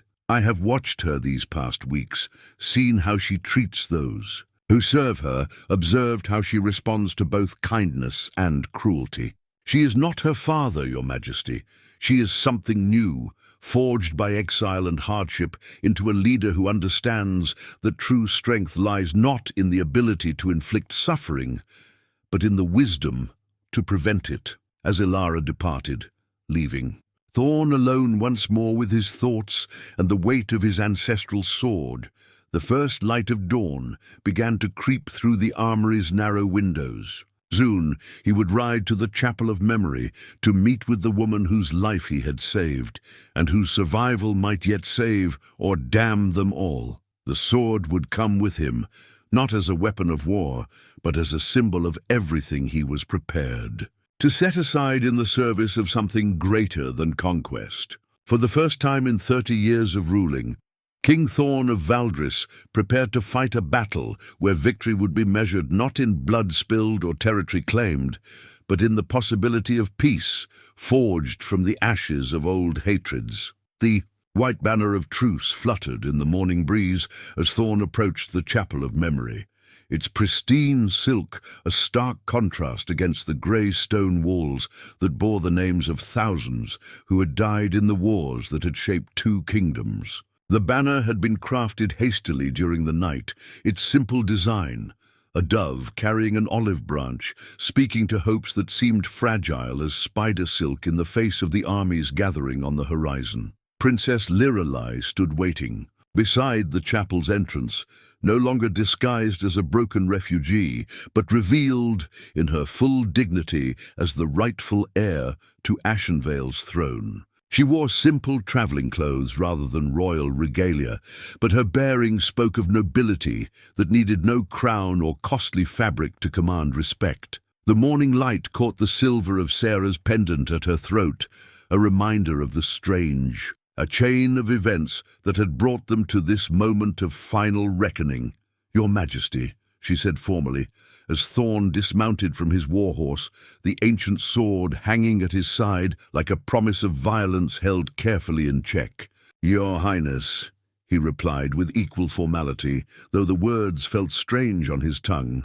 The first time in 20 years he had acknowledged the legitimate claim of Ashenvale's royal line. They entered the chapel together, their footsteps echoing in the sacred space that had been built to honor the dead of both kingdoms. The walls bore carved names in 2 languages, Valdris soldiers who had died far from home in service to their king's ambitions, and Ashenvale citizens who had perished defending their homeland against conquest. It was a place that spoke to the human cost of political decisions, where the grand strategies of kings were reduced to individual tragedies carved in stone.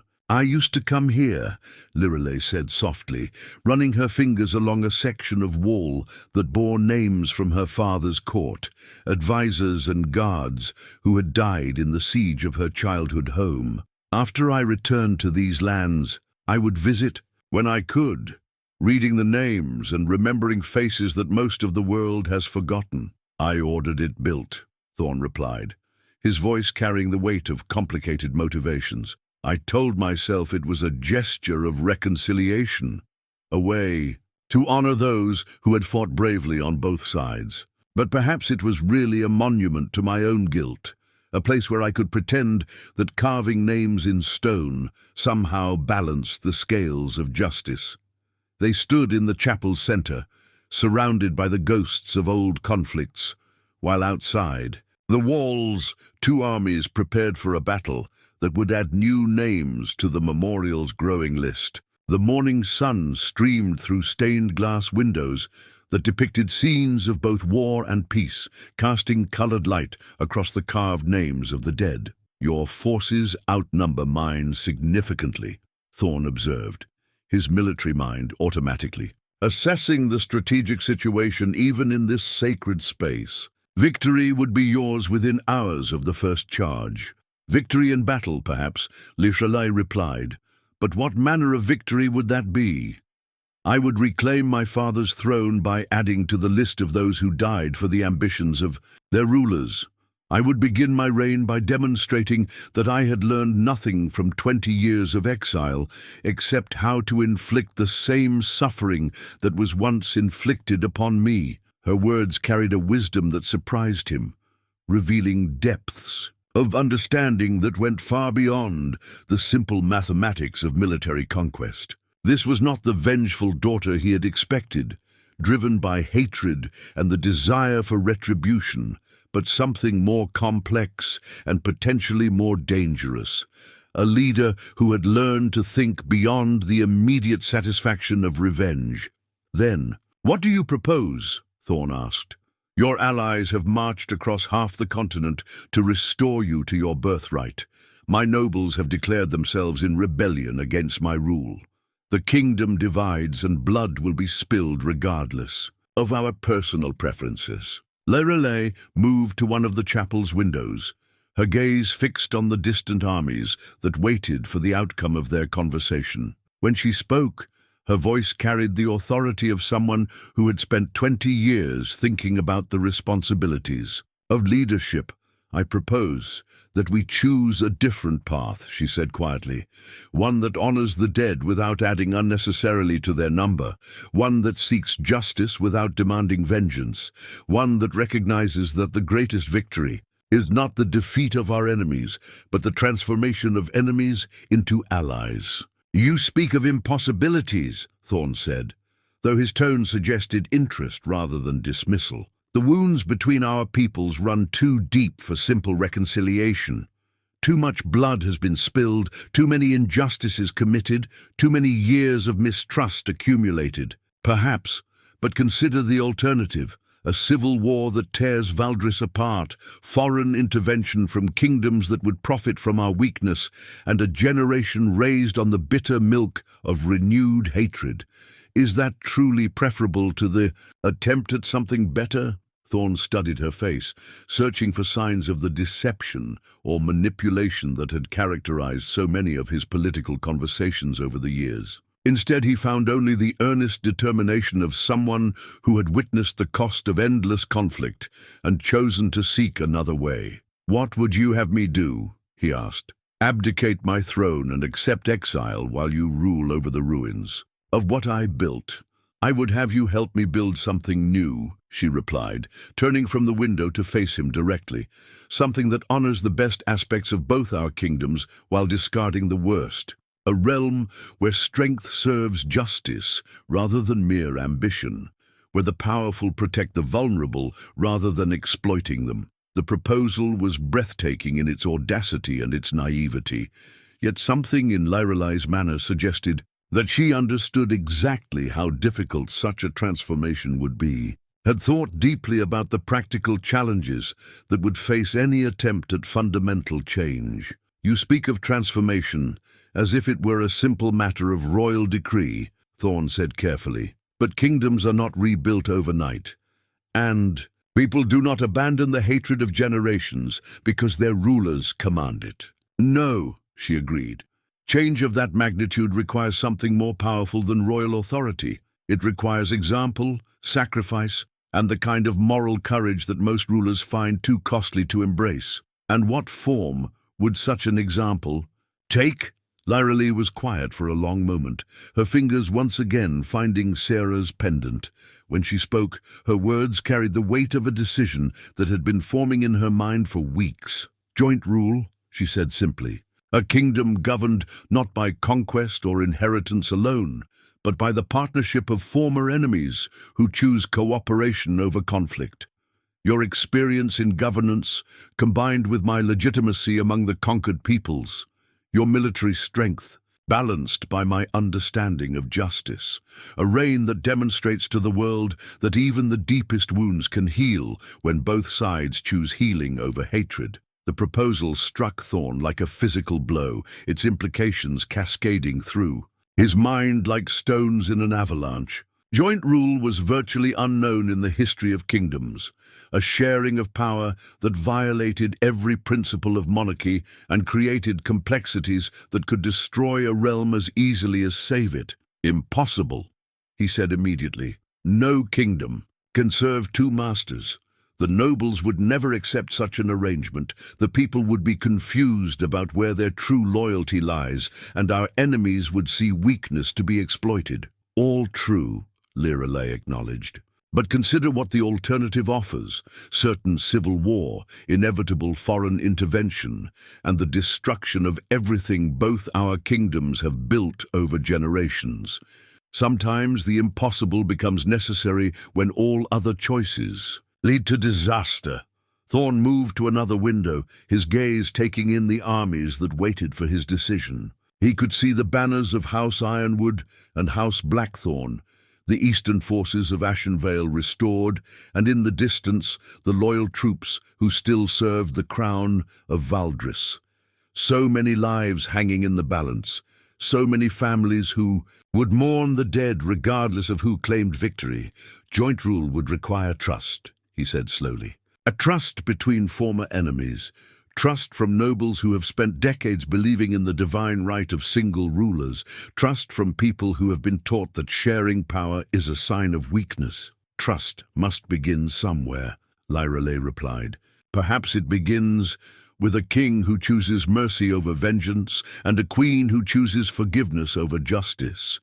Perhaps it begins with two people who recognize that their personal grievances matter less than the welfare of those they are sworn to serve. The chapel fell silent, except for the distant sounds of military preparation that filtered through its stone walls. Thorne found himself weighing not just the practical possibilities of Lyra Lee's proposal, but its moral dimensions, the chance to transform his legacy from that of a conqueror to that of a peacemaker, to demonstrate that even the most entrenched conflicts could find resolution through wisdom rather than warfare.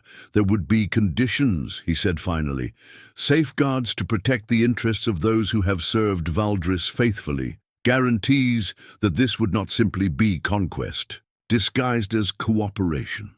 Of course, Lyra Lee agreed, but such details can be negotiated if we both commit to the fundamental principle that this kingdom's future matters more than either of our pasts. Outside the chapel, a horn sounded the approach of noon, the hour when armies traditionally began their advance toward battle.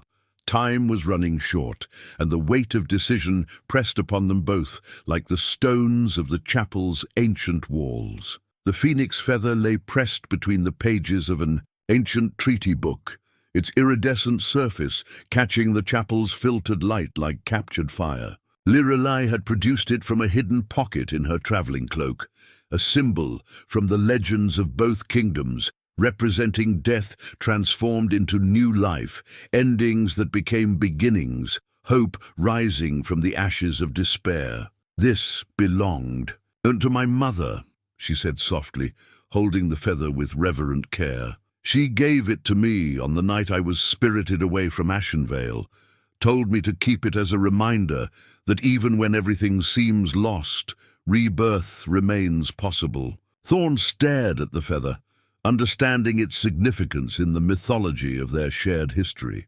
The phoenix was said to appear only at moments of great transformation, when the old world died to make way for something entirely new. That Librelli had carried such a symbol through 20 years of exile spoke to a faith in possibility that humbled his own pragmatic calculations. "Your mother was a wise woman," he said quietly. "I remember her dignity during the final siege, her refusal to surrender even when defeat was inevitable. She taught me that true nobility lies not in never falling, but in how one chooses to rise after falling," Lirelai replied. She believed that every ending contained the seeds of a new beginning if one had the courage to nurture them. The sound of approaching hoofbeats interrupted their conversation.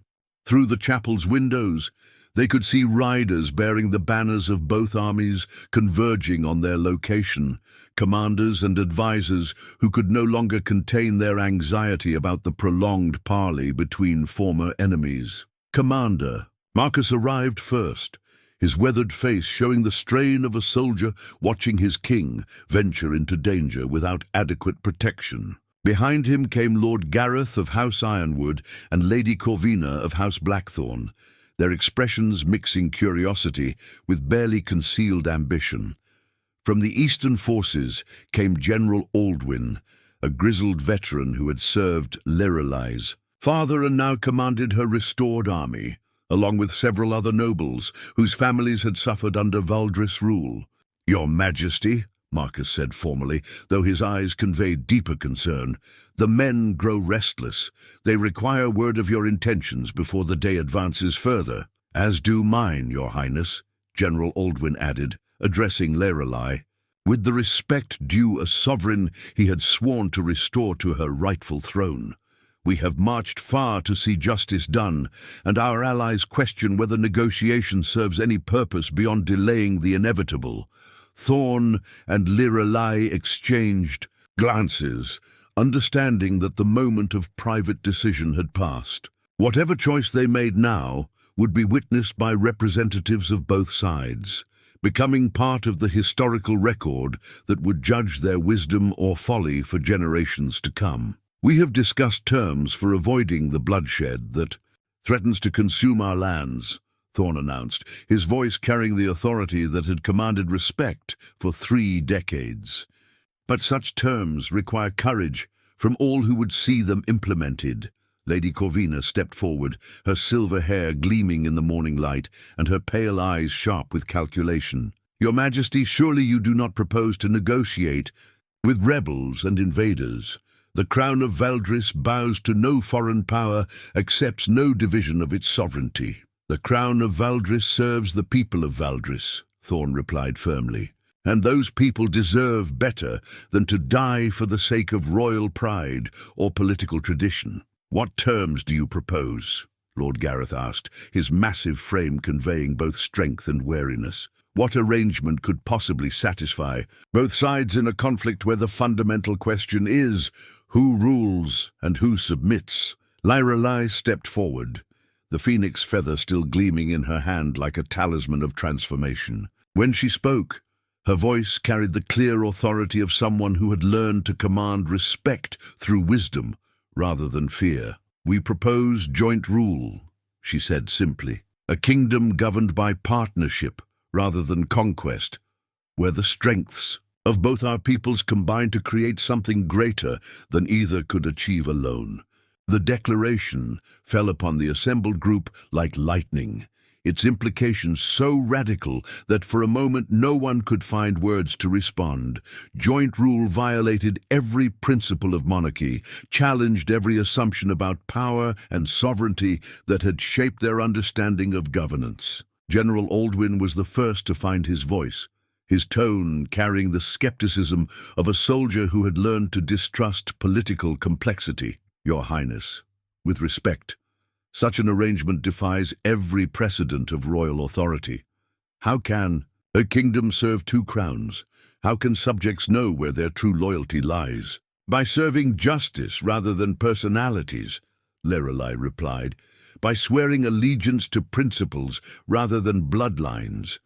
By building a realm where power serves the people rather than demanding that people serve power. Lord Gareth shook his head, his expression showing the bewilderment of a man whose worldview was being challenged at its foundations. Impossible. The nobles would never accept such innovation. The common people would be confused about which laws to follow, which taxes to pay, which commands to obey. Then perhaps it is time for new forms of nobility, Thorne said, surprising everyone present by supporting Lorelei's proposal.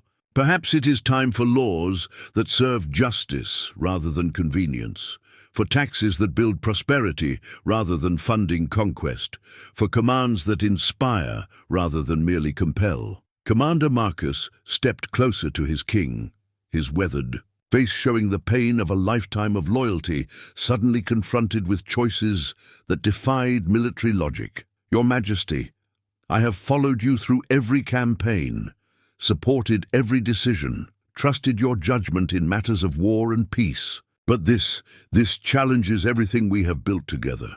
Everything we have built together has led us to this moment, Thorne replied gently.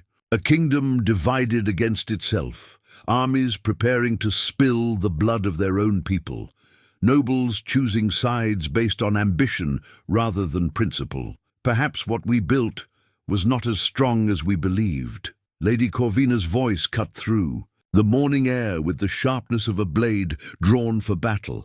And what of those who have served the crown faithfully for generations? What of the families who have bled for Valdris, who have built their lives upon the assumption that loyalty would be rewarded and service would be honored? They would be honored above all others, Lorelei said firmly. Joint rule requires the service of those who understand governance, who know the complexities of administering a kingdom, who have proven their dedication to something greater than personal gain.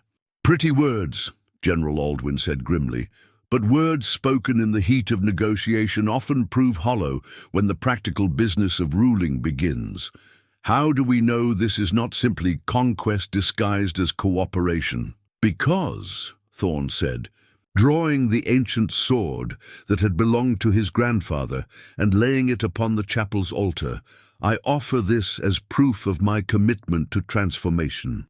This blade has conquered kingdoms and commanded armies for 3 generations. I set it aside now in favor of something more powerful than force, the possibility that former enemies can become partners in the service of justice. The gesture struck the assembled group into stunned silence. The sword represented not just Thorne's personal authority, but the entire military tradition of Valdris monarchy. To set it aside was to renounce the very foundation upon which his power had been built.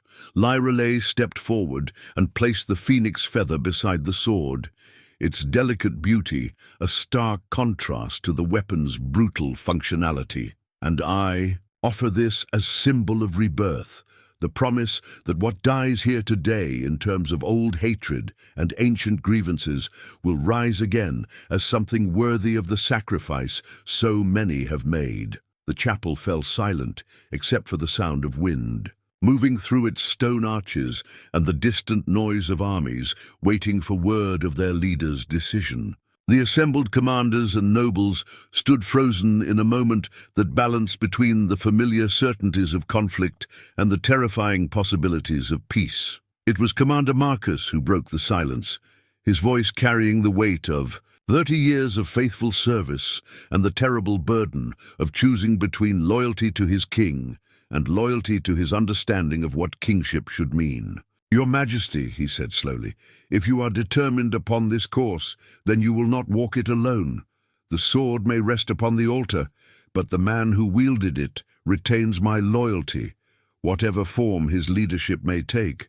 General Aldwyn nodded slowly, his scarred features showing the understanding of a soldier who had seen enough warfare to value any genuine chance for peace. Your Highness, if you believe this path serves justice better than the sword, Then Ashenvale's army stands ready to support transformation rather than conquest. One by one, the other nobles voice their acceptance, some with enthusiasm, others with resignation, all with the understanding that they stood at a moment that would reshape the known world. The old certainties were dying, replaced by possibilities that seemed both magnificent and terrifying. As the sun climbed toward its zenith, word spread from the chapel to the armies waiting on the horizon. The white banner of truce was joined by others, the silver wolf of Valdris and the flowering tree of Ashenvale flying side by side, no longer as symbols of opposed kingdoms, but as emblems of a new realm being born from the ashes of old conflicts. The phoenix feather caught the light as it rested beside the ancient sword. Two symbols of transformation, witnessing the moment when former enemies chose cooperation over conflict, when the impossible became inevitable, when the courage to change proved stronger than the comfort of familiar hatred. The new crown gleamed in the autumn sunlight, its design unlike any that had ever graced the heads of royalty in the known world. Forged from gold taken from Valdris mines and silver from Ashenvale's ancient treasures, it bore the symbols of both kingdoms intertwined in patterns that spoke to unity rather than conquest. The flowering tree of Ashenvale grew alongside the silver wolf of Valdris, their forms intertwining in an endless cycle that suggested cooperation rather than domination. 1 year had passed since the morning when two enemies had chosen partnership over warfare, transformation over destruction. The Chapel of Memory had become a pilgrimage site, its altar bearing the ancient sword and phoenix feather as permanent reminders that even the deepest conflicts could find resolution through wisdom and courage. But it was not in the chapel that the true measure of their success could be found.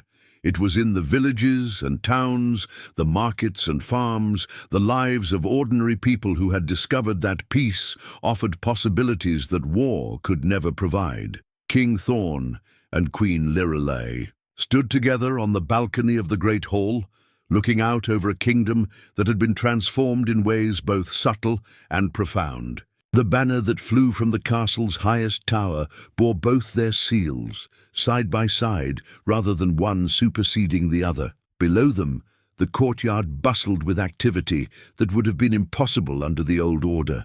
Ashenvale merchants, trading freely with Valdris craftsmen, former soldiers from both armies working together to repair roads and bridges, children playing games that mixed the traditions of both kingdoms. The eastern provinces report their best harvest in decades, Lirelei said, reviewing the morning's dispatches with the careful attention that had become her hallmark as a ruler. Lord Aldrich's new irrigation systems have increased crop yields by nearly 40%, and the silver mines are producing at record levels, Thorne added, his own reports spreading across the marble table that had once been his alone. The new partnership agreements with the mining guilds have eliminated most of the labor disputes that plagued us for years.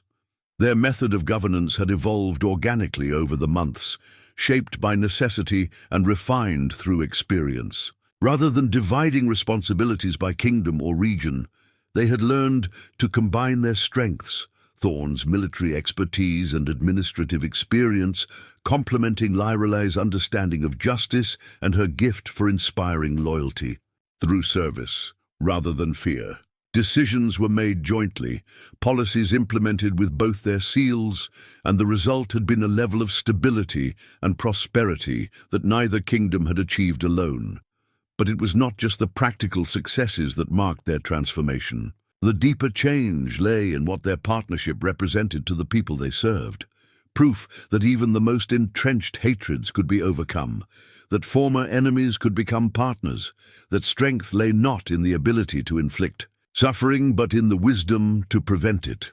The envoys from the Western Kingdoms arrive tomorrow, Lirelei noted, her tone carrying both anticipation and wariness. They come to study what we have built here, to see if our model of joint rule can be replicated in their own lands. And what will we tell them? Thorne asked, though he already knew the answer they had developed through months of such inquiries. That transformation requires sacrifice, Lyreley replied without hesitation. That peace demands more courage than war, that building something new is harder than defending something old, that the price of change is eternal vigilance against the comfort of old hatreds. Commander Marcus appeared on the balcony, his approach marked by the quiet efficiency that had characterized his service for over 3 decades. His weathered face showed the contentment of a soldier who had found purpose in protecting peace rather than waging war. "Your Majesties," he said, using the plural form that had become natural over the months, "the afternoon council session is prepared to begin. Lord Brennan awaits your judgment on the final matters of his trial." The trial of the former advisor had been one of their first joint decisions, a careful balance between justice and mercy that had set the tone for their shared reign. Brennan's conspiracy had been exposed in full, his manipulation of events laid bare through investigation and testimony. Yet rather than execution or exile, they had chosen a punishment that served restoration rather than retribution. Supervised service in the kingdom's most impoverished regions, using his administrative skills to improve conditions for those he had helped to oppress.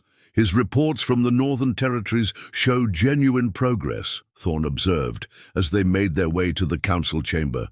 The road improvements and new schools are making a real difference in communities that had been forgotten for decades. Redemption is possible for anyone willing to embrace it, Lyreley replied, though some must travel harder paths than others to find it. The council chamber itself had been transformed to reflect their new model of governance. The single throne had been replaced by 2 chairs of equal height and dignity, positioned to face each other across a circular table that included seats for advisors from both kingdoms.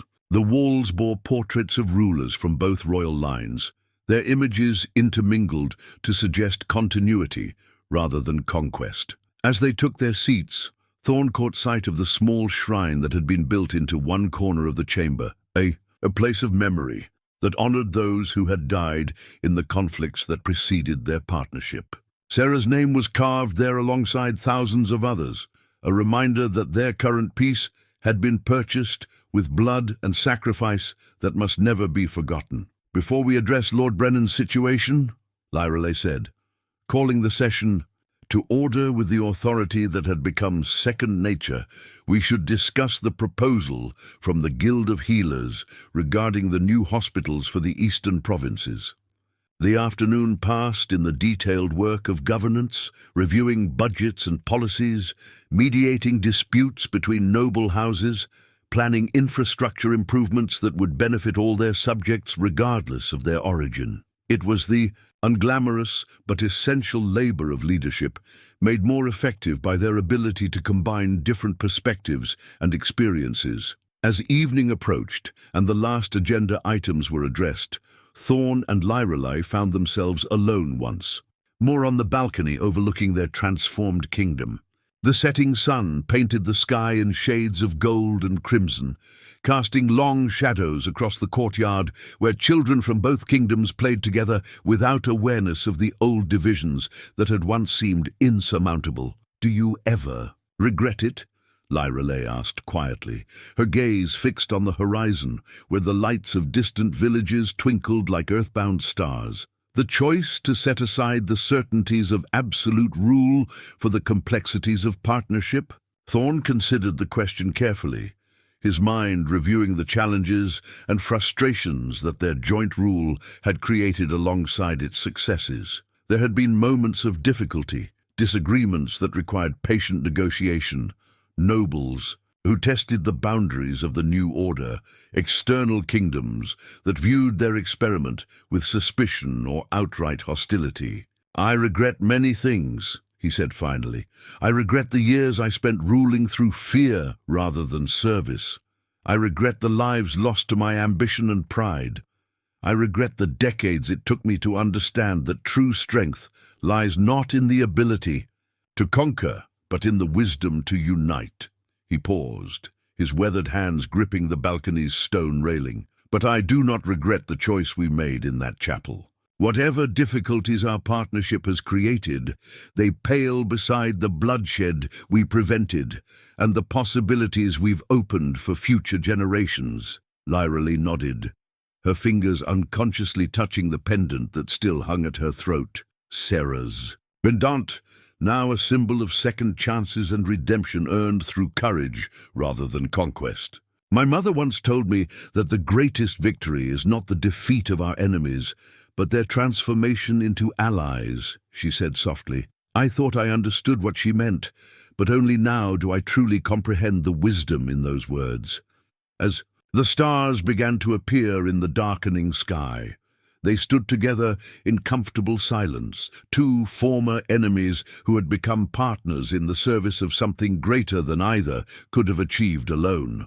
Tomorrow would bring new challenges, new decisions that would require their combined wisdom and strength. But tonight, they could rest in the knowledge that they had proven something the world had thought impossible, that love was stronger than hatred, that mercy was more powerful than vengeance, that the courage to change could overcome even the deepest wounds of history. In the distance, a nightbird sang, its melody carrying across the kingdom they had transformed together, a song of hope that would echo in the hearts of all who heard it, a promise that the best of what they had built would endure long after their own stories had become legend. The new crown rested in its place of honor in the castle's treasury, waiting for the day when it would pass to heirs who had been raised in a world where cooperation was stronger than conquest, where former enemies could become beloved partners, where the impossible had become inevitable